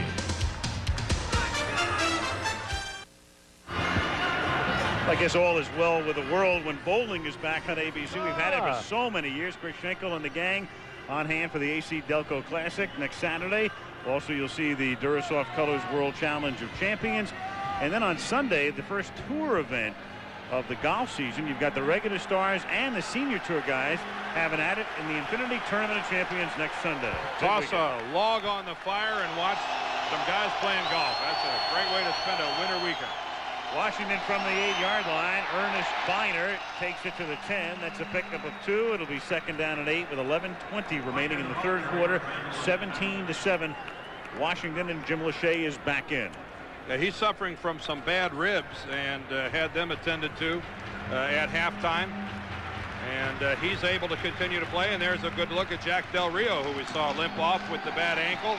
He had it retaped, and now he's back out for the Vikings. And as you can tell, this is a playoff game. Nothing to hold back for. 2nd and 8 from the 10. Rippon guns it up to the 22-yard line, and it's caught for a 1st down as Art Monk, who was catching a lot of passes in the first half of the season, but had seen his productivity really fall off in the second half, is there for the 1st down. Look at the protection, though, that Rippon gets. Mark Rippon is not challenged at all in the pocket, able to step up into the middle and deliver that pass, Frank. Lee had a hand in there. Monk was dragging him in. But he captured the hand and the ball.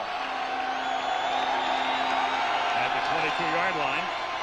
1st and 10 after Monk's 3rd catch of the game. A lot of time for Rippon, and a perfect throw to a wide-open Ron Middleton, who's down by contact up at the 41-yard line. Another Redskin 1st down. 2 good throws now in a row for Mark Rippon. He gets the one out to Art Monk, who helps him with a good catch.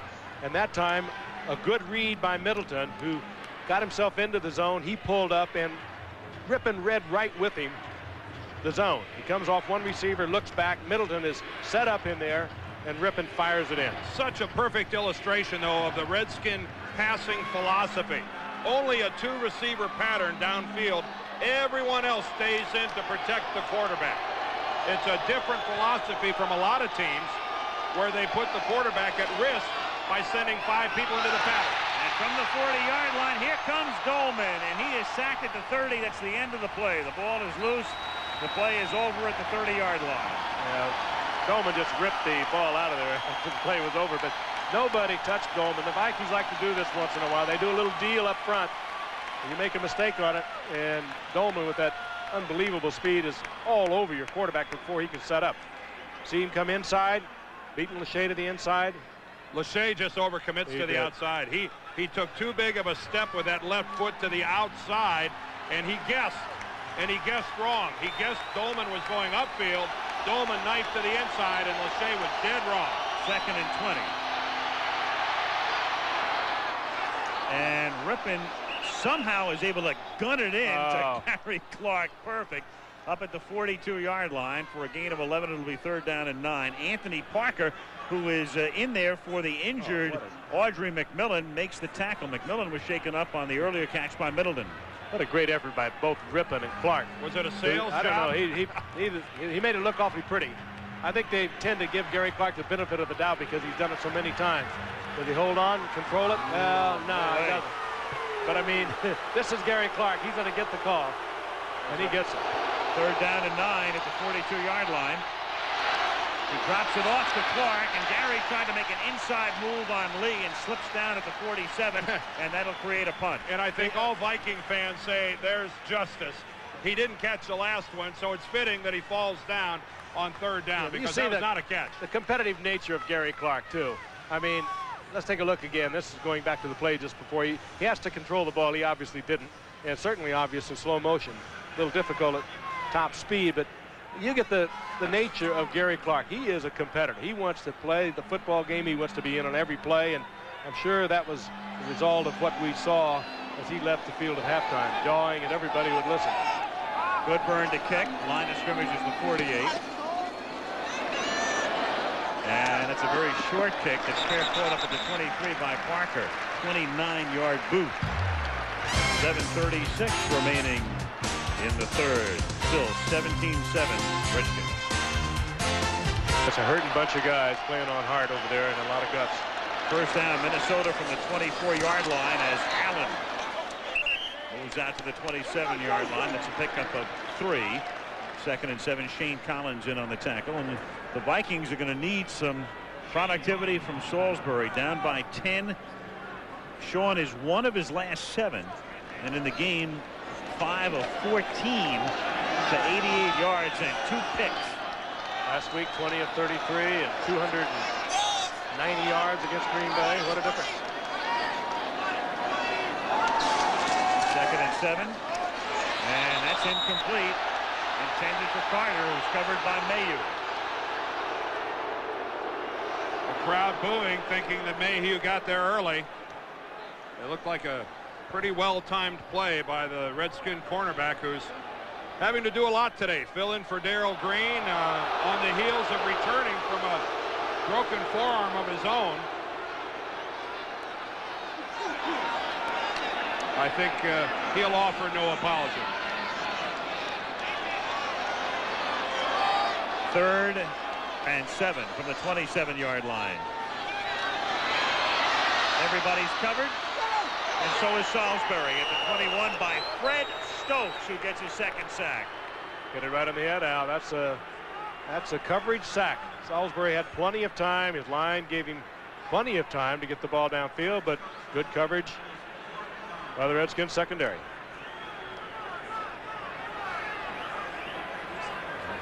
Looking for somewhere to go. Steps up, still nobody. I got to get out of here. Yeah, Jumpy Geathers was the man who created the largest amount of penetration up the middle. And when Salisbury went to step up, it was Geathers on the ground that caused him to flush out. Newsom's kick.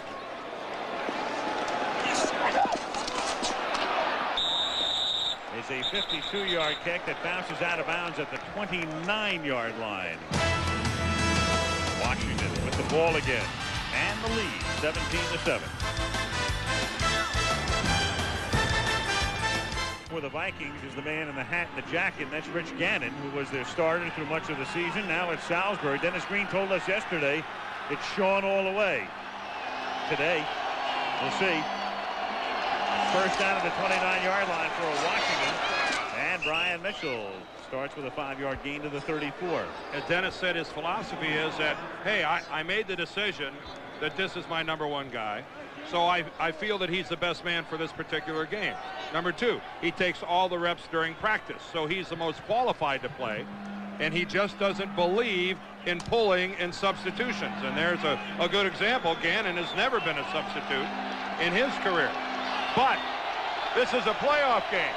This is a playoff game. If you don't win this, there's nothing left. So the temptation has to be there for Dennis Green. 2nd and 5, and Mitchell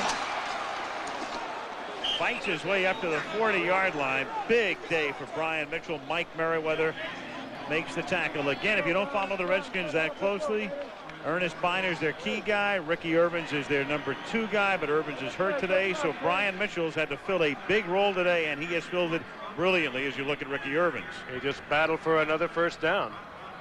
Irvins on the sideline with a bad ankle, and Biner, we already told you about him with the bad back and perhaps something else earlier in the game.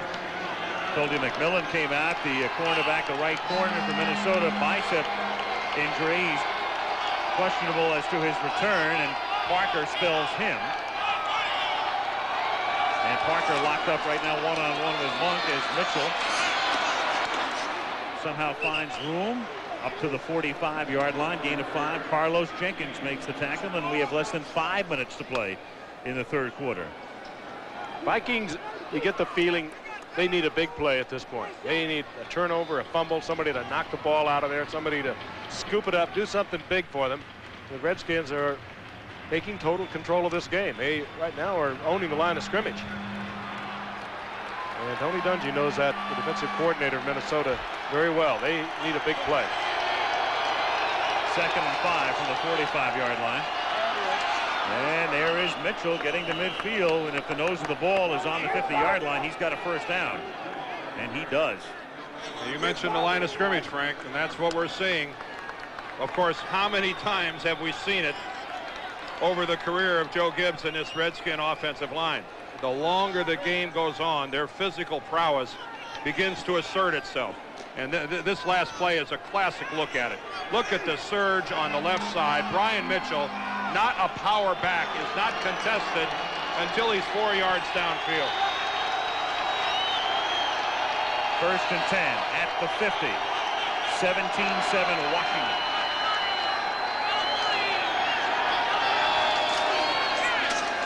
Mitchell stopped at his own 48 by Jack Del Rio. I think maybe the Redskins had one too many motions that time. What they have, 2 motions, 3 shifts. But you could see they had the Vikings a little bit confused. The problem is they confused themselves a little bit. I think so.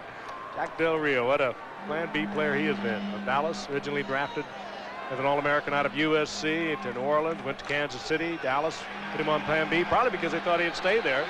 Came up here, liked it, moved up here, and he is one of the key reasons this Vikings defense has gone from 14th to 8th. 2nd and 12. Here is Monk. And Monk gets tackled by Parker, who's in there subbing for McMillan, and that's a 4-yard loss.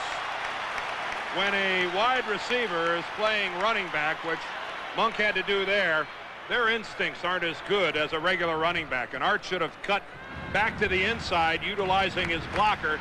Instead, he jumps outside to the sidelines and gets tackled. He should have jabbed inside of Ray Brown there. Instead, he went outside, and Anthony Parker nails him for an even bigger loss. 3rd down and 16 at the 44. 2:10 left in the 3rd. Redskins up by 10.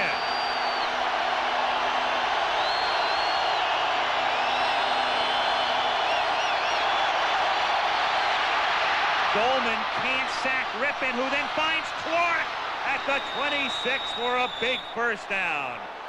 On 3rd and 16, Dolman just couldn't get Rippon down, and then Mark stepping up and finding the open man. And Gary Clark knew he was going to take his shot, and he got one, but Mark Rippon, he sometimes, like I said, he can break your heart, and then he can absolutely make your heart beat. Out of sheer joy. This is a great play. Get him away from Dolman, and he finds Clark and fires it in there. What's unusual about that is that the the Vikings always have such good pressure in the middle. Their two tackles are always in the quarterback's face, and that's really unusual. Dolman forces him up in the middle, and Rippon's able to get it away. Gain of 29, first down at the 27-yard line. Here's Ernest Biner, tackled by Del Rio after a gain of 3 to the 24. And the Redskins now not only moving the ball downfield, but Rippon using as much of the clock, and we have less than a minute to go in the third quarter. It's not the point of the ball game where it's crucial. I mean, like where you don't have any chances left. But the Vikings trailing by 10 points with Washington outside of scoring territory with a 3rd and 16. To give up that play is a real backbreaker. A real backbreaker. 2nd and 7 at the 24.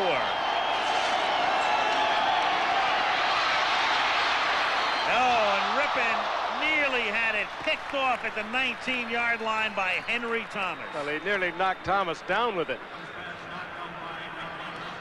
Well, they come with the blitz. Yeah, they come with the blitz. It forced Rippon out of the pocket, but he's looking right downfield at Henry Thomas, and he just drilled him. That could have stuck in the mask.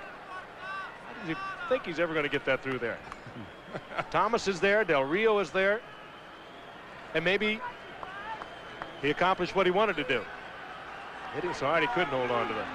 Unless he accomplished his mission, if his mission was to break a couple of Henry Thomas's fingers. If you throw it into a defender's hands, it might as well be a defensive tackle. 3rd down and 7. Rippon for Clark, who's open.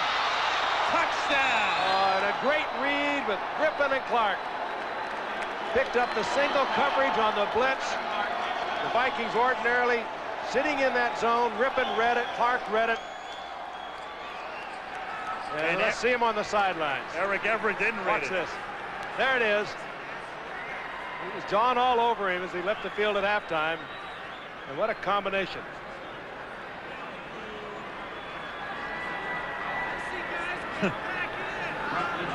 Clark wide open.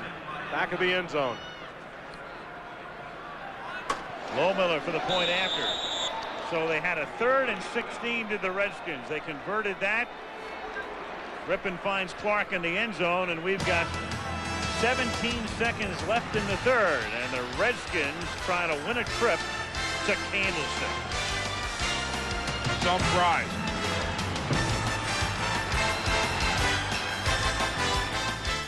Redskins have scored 24 straight points to lead 24-7. The kick is taken at the 3-yard line by Joe Johnson. And Johnson runs it out to the 34-yard line. Tackled by James Jenkins. Gary Clark getting free in the back of the end zone to cap off a 71-yard drive. 6 seconds now left in the third.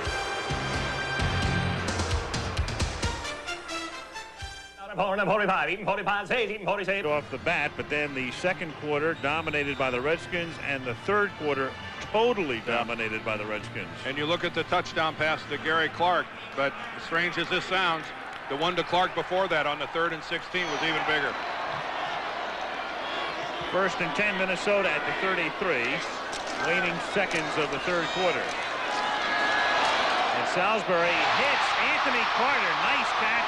Takes it to the Washington 42-yard line on what will be the final play of the third quarter. And so the Vikings begin the fourth quarter in Redskin territory. 24-7 Washington, and back we come to Minneapolis after this message from our ABC stations.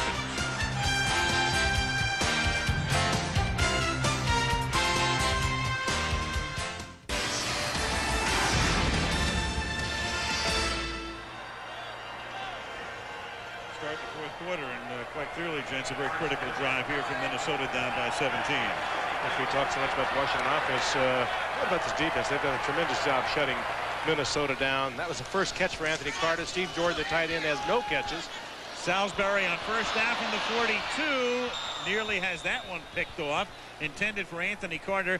A.J. Johnson with the coverage, and that catch by Anthony Carter at the end of the third quarter was his first catch of the day. And they shut out Steve Jordan, their Pro Bowl tight end. Richie said he was going to roll the dice, and he's done that. He's blitzed at the right time. He's absolutely called a perfect game. But they are fast approaching that point where you're going to have to score virtually every time you have a possession, and at the same time you're going to have to keep Washington from ringing the bell anymore. So here in the fourth quarter, the Minnesota offense and defense better come together and have the quarter of their lives. 2nd and 10, and Salisbury goes down again. Stokes was a part of that. And Fred Stokes, I don't know if they'll give him the whole sack or a half of that one, but if they give him the whole thing, that's 3. Well, the Redskins' key to victory has always been the same. Forget all the multiple shifts, the formations, the blitzes. Richie Pettibone on defense, Joe Gibbs in running the offense. They win by dominating the line of scrimmage. And that is what the Redskins have done to the Vikings through 3 quarters of play. A good illustration of it there. The Redskin defensive line just collapses the Viking offensive line. It has always been the way. Forget the cuteness.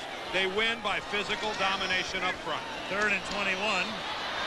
Stokes puts the pressure on this time, and Stokes is going to get another sack at the 35-yard line. And we're going to check with scoring to see if they gave him the full sack the last time. If that's number 4 for the day, he only had 3.5 during the regular season. You can see Sean Salisbury motioning to the official that he wanted a face mask call, still complaining bitterly about it. There's Fred Stokes. The left hand clearly has the face mask. He's got a point. Of Salisbury. He has an excellent point. Almost tore his head off. And the referee was on the far side and obviously didn't see it. But Salisbury's got a case that should have been called. Harry Newsom forced to kick, and it's fair caught by Mitchell at the 23-yard line. That was a critical drive for Minnesota.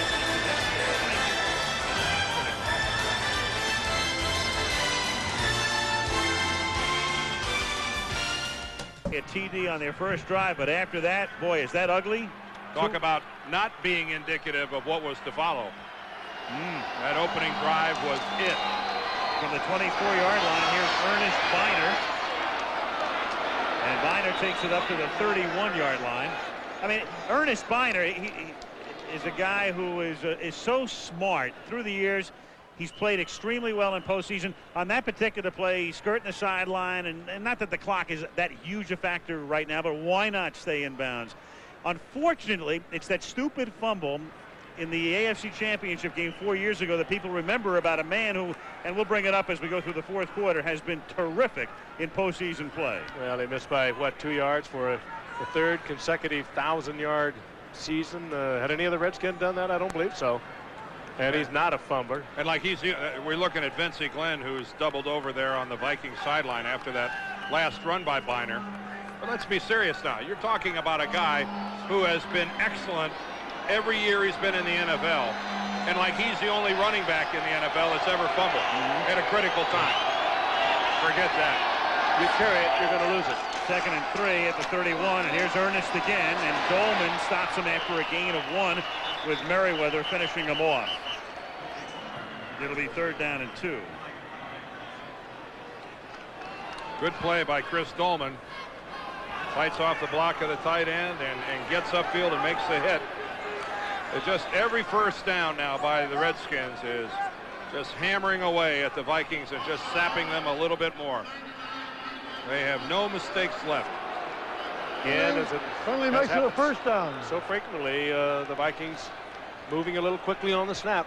And they just whistled Noga for a personal foul at the end of that last play, and that is a first down for Washington up at the 36-yard line.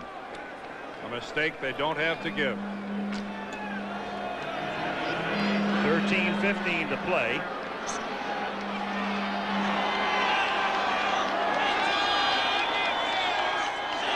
Middleton in motion. Here's Brian Mitchell up to the 41-yard line. That's a gain of 5. Mike Merriweather makes the tackle. The Redskins running game is just a series of explosions. I mean, it is just, you hear one and then you hear another one, and then it's the lead block comes whamming in there and the tight ends blocking down. This is just a methodical wear you out, slam it right at you. Good block by Lachey coming off to the inside on Del Rio, but it is a physical running attack. And here in the fourth quarter is when the other guy starts to get just a little hesitant to stick his head on the ball carrier. Why not let somebody else do it? They're already on the smallish side too, Dan. 2nd and 5. Mitchell again, and Brian Mitchell seeking that first down, and I believe he has it. To the 47. You see how the missed tackles are starting to become a little more frequent? The first guy from Minnesota getting to the ball carrier isn't bringing the Redskin down. They didn't quite give him the spot that I thought they would. This is going to be a little closer than we originally said earlier. anticipated. Well, let's call down there, Al. Yes, sir. Tell them where you want it. Yes, the sir. secret of this defense for the Vikings has been penetration. They're not that big. They've got to be quick, and you pointed out a while ago, late in the game, sometimes that quickness starts to go, and that's when hog power really takes over. Hog power. Hog power was good for a first down there. Al, you were right. Vindicated. Just want to make sure those contacts are still operative. I think George Seifert is headed towards the video room to pull out some of the Skins tapes. Jim Hannafin, the offensive line coach there, former head coach of the St. Louis Cardinals, trying to tell Brian Mitchell what to do so he can take credit for it afterwards. 190 combined yards for Brian Mitchell. First down up at the 46-yard line. And here's Ernest Biner taking it to the Minnesota 45-yard line. So chewing up yardage and chewing up the clock, down to 11.5 to play. 24-7, Washington. Once again over Jim Lachey, and the big man slow getting up once again. But they set out today to focus and go right at big strength of the Minnesota defense, Chris Dolman. He's a great pass rusher. They just power him with their tight end. Coming over there is Terry Orr right behind Lachey, and I mean, look, a couple of explosions later. Look what they throw at you. 300-pound guard, 300-pound tackle, 270-pound tight end, a 250-pound tight end. I mean, it is just merciless the way they come at you. And 2nd and 2 as they take the play clock down to 2, and Ernest Biner picks up the first down. Just perfect execution. 2nd and 2, take the play clock down to 2. Keep the sticks moving and keep the clock going. That might have been our best look yet at the right side of the offensive line. They just blew these guys out of here. Whoa. I mean, watch this look at the Vikings go backwards. Oh, that was Jacoby's man. Caught in midair. Joe Jacoby in the ball game. I mean, this. What's Noga, 6'1" and about 260? Yeah, Joe Jacoby in at right guard, spelling Mark Schlereth, who's nicked himself. 1st and 10 at the 42. Again, the play clock is down to 3. At the snap, Brian Mitchell finds some room, and Mitchell takes it to the 37-yard line. An unlikely hero, Brian Mitchell, a guy getting a chance to see a lot more action today because of the fact that Biner's been dinged and Urbans is out, and that's 102 yards on the ground, including that fake punt for Brian Mitchell, the one-time college quarterback. An unlikely hero at the running back position coming into this game. I'd have to say that his effort has taken Minnesota by surprise. And a reluctant one. Remember, Joe Gibbs told us he really hoped he didn't have to go to this. Didn't have a choice, and Mitchell has really come through.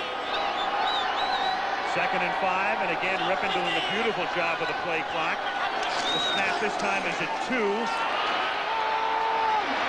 Here's Mitchell. A play that was anything but pretty, but that's another first down. A totally busted play. Looks like this spot is going to be close again, Al. They're very close, yeah. Spotting him maybe a little shy of it. This will be another measurement. But you know, Mitchell didn't get that many reps last week working on the offense, and you have to expect something like that every now and then. It's remarkable that they have been able to run the offense as smoothly as they have. You got 3 tight ends in the lineup for the Redskins, and this is where they slam it at you. Or Middleton, Jenkins, all in the game at the same time. I mean, it is a serious collection of beef coming at you. They're about an inch shy of a first down. Combined yards in a postseason game in the history of the Redskins. Well, Ricky Sanders, you go back to the Super Bowl in San Diego against Denver. He had that tremendous day. And Timmy Smith in that same game, the pretty much a one-game wonder was Timmy Smith. But what a game. If you're going to be a one-game wonder, it might as well be in the Super Bowl. And factor in Doug Williams, who quarterbacked the Redskins that game. And what a 35-point second quarter. You're right. It was the shining moment for a lot of people. Us not included. It was our year to have it. Enjoyed the week down there, though. The size of Rippon helps. They often go with the quarterback sneak. The big mark at 6'4", about 230 pounds. Third and inches or even a singular inch. And Rippon gets it by plenty. Hard to stop that. Big and strong. Hey, what do you say about a team that throws a 235-pound quarterback at you? 8:45 remaining in the fourth quarter. Washington leading 24-7. Out west we go next. Brent Musburger, Dick Vermeil are there in San Diego. The Kansas City Chiefs earning a spot in the playoffs with their win last week against Denver. Head west to take on the San Diego Chargers, who lost their first 4 and then wrapped up the year winning 11 of the last 12. Kobe is back in the game at the 30-yard line. It's first down and 10. Ernest Biner. This 9-yard gain. This is surgery without an anesthetic.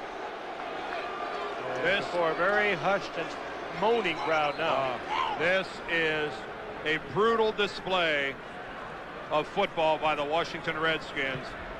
You talk about dotting the I, crossing the T, and putting the exclamation point at the end of how you take care of the football. This drive right here is symbolic of a team that is the world champion until proven otherwise. And according to Joe Gibbs, we're looking at a miracle. And Jim Hannafin, their offensive line coach, believe me, he's a happy guy. This is his kind of football, isn't it? Well, when you're a 3.5-point dog, it's not quite a miracle, but it's a miracle they got in the playoffs after they lost to the Raiders last Saturday. It's amazing. I guess it's how nice a guy Joe Gibbs is that so many people could feel so sorry for the world champions. Yep. I mean, people have tears running down their cheeks feeling sorry for the Redskins. I think today might erase that. Well, he hands out a lot of Kleenex, too. Current Redskin drive began at their own 24, so they've chewed up 55 yards and taken 6.5 minutes off the clock. That last time out, a Washington timeout. Total yards in the game. Washington, great balance today.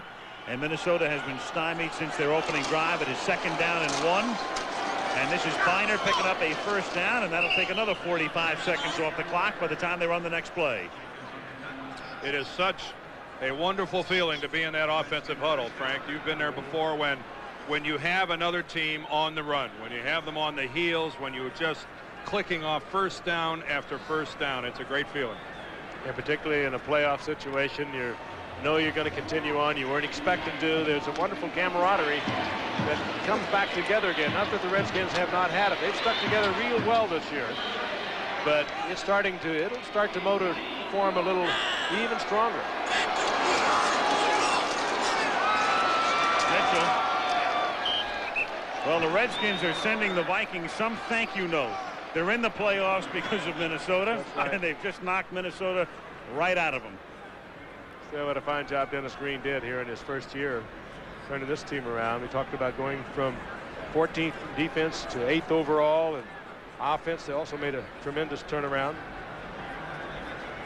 Sent a message. He wants no problems off the field. He wants his players to perform on the field at the highest level. 2nd and 9 at the 17-yard line. Play clock down to 5. And Mitchell gets tackled by Del Rio at the 15-yard line. Well, if this keeps up now, the Redskins head to San Francisco, and that means that the winner of the Philadelphia-New Orleans game tomorrow would go to Dallas.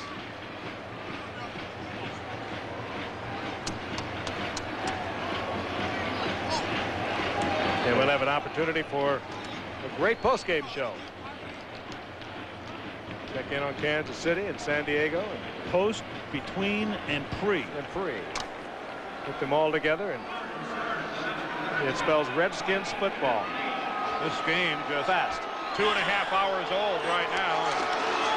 Only 5 minutes left. There's Biner on 3rd and 7, taking it to the 10. It's 4th down and 2 on what was the 13th play of this drive, which has consumed almost the entire 4th quarter. The drive starting with less than a minute having expired in the 4th. We're down to 4:52 and counting, and Lohmiller comes in to try to tack on 3. Will be about a 28-yard field goal attempt. Chip actually practices up here during the off-season. Goes over to the Vikings field, their indoor field sometimes, their outdoor field. Makes his home here, former University of Minnesota star. Those privileges might be rescinded. 27-yard field goal attempt. Rutledge puts it down, and the Vikings finally get a break. Somehow, some way, Lohmiller misses an easy one. But not a bad time to do it with a 17-point lead and 4:25 to go.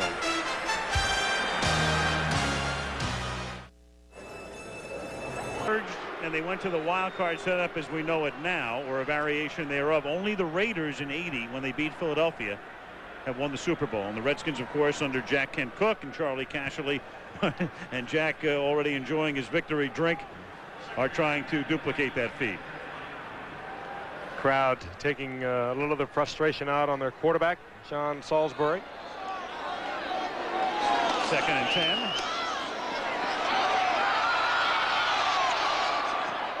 It's the great thing about Jack Kent Cooke. The apple juice and the snifter. That's the way to celebrate a wild card win. And he's a noted connoisseur of apple juice, and I'm sure that's what that was. Sean Salisbury there almost completed a pass to a Hall of Famer. That was Charlie Taylor on the sidelines for the Redskins, who I think intentionally dropped that ball. There's Charlie Taylor. That's the only one he ever dropped. That's right. Let's see. Did he try to catch this? Oh, no. Yeah. Oh, yeah, he did. Oh, Charlie. Charlie. We'll get on old number 42. He may have dropped that. Charlie. Was he 42, Dan? Yes, he was. Back to the practice squad. 3rd and 10, and Salisbury's pass is incomplete as Terry Allen, who's been almost a non-factor today, has it jarred loose by A.J. Johnson. And the Redskins have effectively taken just about every offensive weapon out of the game all day long outside of that first drive. Great timing on the hit by Johnson. Should have held on. Jarring it loose. You've got to hold on to that. Yeah, well, do you have a fake punt? You're not going to fool anyone if you come with one.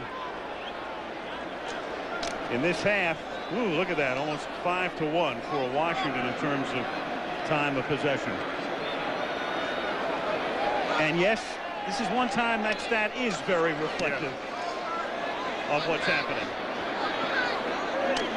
Newsom's kick is fielded by Mitchell at the 31, and he'll add to that combined yardage total, taking it back to the 38, a 7-yard run back following a 49-yard boot. Well, you hope that this loss by the Vikings doesn't detract from what has been a most fortunate year for them, in the sense that they hired Denny Green. He came in and has established a system, and you get a look at what we have coming up for you after the game and before we take you out to San Diego for the second half of our doubleheader. Roger Hedrick there, who runs the Viking franchise. They have a good thing going here, and this one loss should in no way detract from what a successful year 1992 has been. You go from 8 to 8 to 11-5. You've made some major steps. First down to the 38-yard line. And the flag is down. Robert Green, the rookie who made the team in training camp as a free agent out of William & Mary, with the carry. You know, speaking of the Vikings, two gents, as we get the call here from... They were either lined up offsides or came across the ball. Thomas and Randall were really crowding the ball out. You know what they're going to start to talk about here pretty soon is the quarterback situation in Minnesota. And 5 yards, repeat first down. It's not that we're adding fuel to the fire here. I mean, it's real simple. What does Joe Montana do next year? I mean, let's face it, Joe Montana, his future is in question in terms of with the 49ers. Does he perhaps, with the advent of free agency or some sort of deal being struck, come here? He is under contract with Al. another year? Well, but the contract is going to be discussed at the end of the season. Here's Green, and he takes it across the 50 to the 46. Clearly, there are a lot of things that have to be done between now and then, but just throwing it out, it makes a lot more sense than some of the other rumors you'll begin to hear soon. Looking at it from this point, I think if I were Joe Montana, I'd want to go to the Washington Redskins. Yeah. Well, I don't think that. I think the Redskins, until further notice, are going to be happy with Mark Rippon. They just signed him to a $3 million deal. But Al, your point is well made in that the Vikings are the type of a system that Montana would fit into. He's not going to go to an expansion team or a cellar dweller and get pummeled. He wants to come to a good football team with a good supporting cast that needs a quarterback. And certainly that's the case here in Minnesota. And a coach that he knows very well in Dennis Green. Yep. It's the question mark for any team that I think wants Joe Montana is whether or not he's a free agent or whether or not you're going to have to pay for him. And I don't mean paying for his salary. I mean paying for him in draft choices and other players. He will be 37 at the start of next year. And you really have to question how big a price, how much of your future are you willing to mortgage away to get Joe Montana for the quick fix? Well, I'm sure it's Denny Green's thinking. He's got a very young football team. He got rid of some old heads that were still capable of playing. He went for youth. He went for quickness. Do you change that around? Do you lose a #1 draft pick or even more to maybe go for that quick fix? I doubt it. I doubt it to be the final play before the 2-minute warning. Green. Well, I'll tell you one thing, gents. The road to free agency is going to go through Minneapolis. It's going to go through the chambers of Judge David Doty, apparently, next week. He is called for Tuesday. He's called both sides together. And, again, wants them to settle it on their own rather than forcing him to be the man who dictates what the new system will be. Wilbur likes whatever new system's out there. He's a free agent after this season, and that's a victory smile.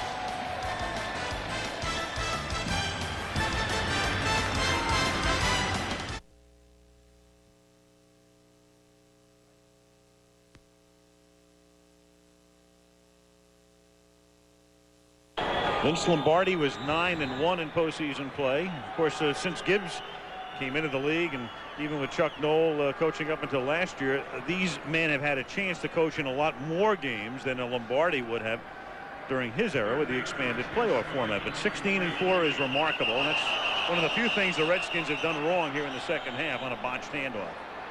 And the whistles were blowing while the ball was down on the field, so again, that's a dead play. And there could be Robert Green, who probably had little or very little opportunity to take some reps last week during practice. Defense, and he's in there as a running back. 5 yards, still 3rd down. 189 yards for the Skins and 9 yards in the second half for the Vikings. Extraordinary. 9 yards. Wow. Domination. What a job for both those coaches. Richie Pettibone there. Seems to be so inventive with every game. He's my choice for a one-game. If I had to draw up a defensive game plan for a Super Bowl or a game I had to win, I would find Richie Pettibone's phone number and call him. One of the fine minds in the game. Well, Gibbs' staff has sent a lot of coaches to the NFL, and Dan Henning came off the staff. And Dan, of course, now back as an assistant with Detroit, and Joe Bugle. And there's Jim Hannafan, a former head coach himself, and you wonder about a Richie Pettibone. Rod Dowhower, he's been there before. And, of course, Dowhower, Hannafan, Gibbs, all disciples of Don Coryell. It was the Don Coryell passing game that really gave these guys their introduction to NFL football. But you're right, Richie Pettibone has earned his chance. On 4th and 3, here's Green. And he needed 3, and he got just about 3. I know one thing. If he told me to run a lap, I'd be trotting. I want to be there when you run a lap, too. They're going to measure here. You know, the amazing thing about Pettibone is time me with a sundial. people have always talked about Richie as a prospective head coach. And we asked him last night, when was the last time you were interviewed for a head coaching position? He said New Orleans. Before Jim Moore. Before Moore, so that's 1986. Also, he's always caught up in the playoffs. one of the problems, and coaches want to make early moves. That's at least one of the problems. You're right. How about his group today? limiting the Vikings to 148. Ooh, isn't that something? He's a great player. He had 48 career interceptions as a player. That's the fewest yards that the Redskins have allowed in a postseason game. You know, I mentioned, as it were, he was the defensive coordinator. Actually, he has the title of assistant head coach defense. Larry Peccatello has the title defensive coordinator. Yeah, they all sit down together. Yeah, just for the record. It's a great group that Joe Gibbs has collected. And what a tribute to this football team that's gone through the adversity that they have this year with all the injuries, everything that's happened. And here they are coming in at 9-7, knocking off the Vikings at 11-5. It's a great tribute to them. And Joe Gibbs and Dennis Green will meet at midfield. Joe Gibbs entrusted his son to Dennis Green. His son Coy plays at Stanford, recruited by Dennis Green, and the admiration that these two feel for one another is both deep and genuine. Skins continue on. The unlikely hero today is Brian Mitchell. Tremendous day for him. California, here we come. We'll sing the Skins on their flight back to Washington in a week of preparation, and they'll play next Saturday at Candlestick Park.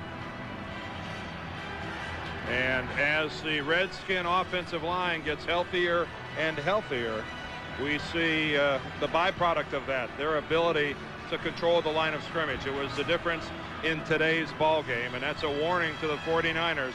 The Redskin running game, even with a guy like Brian Mitchell, appears to be back. And getting through this game without Ricky Sanders, their clutch third down player. Ricky Irvin's their short yardage man. They should be able to come back in fairly good health against the 49ers. So who's to say how far they might go? Well, just the beginning of a big day for you on ABC. As you know, the Chiefs and the Chargers are warming up out west, and Jack Murphy Stadium will be the site of the kickoff at about the top of the hour. We'll come back. We'll have post-game material from here, mid-game material from New York, pre-game material from San Diego as the Redskins at the Metrodome defeat the Minnesota Vikings 24-7.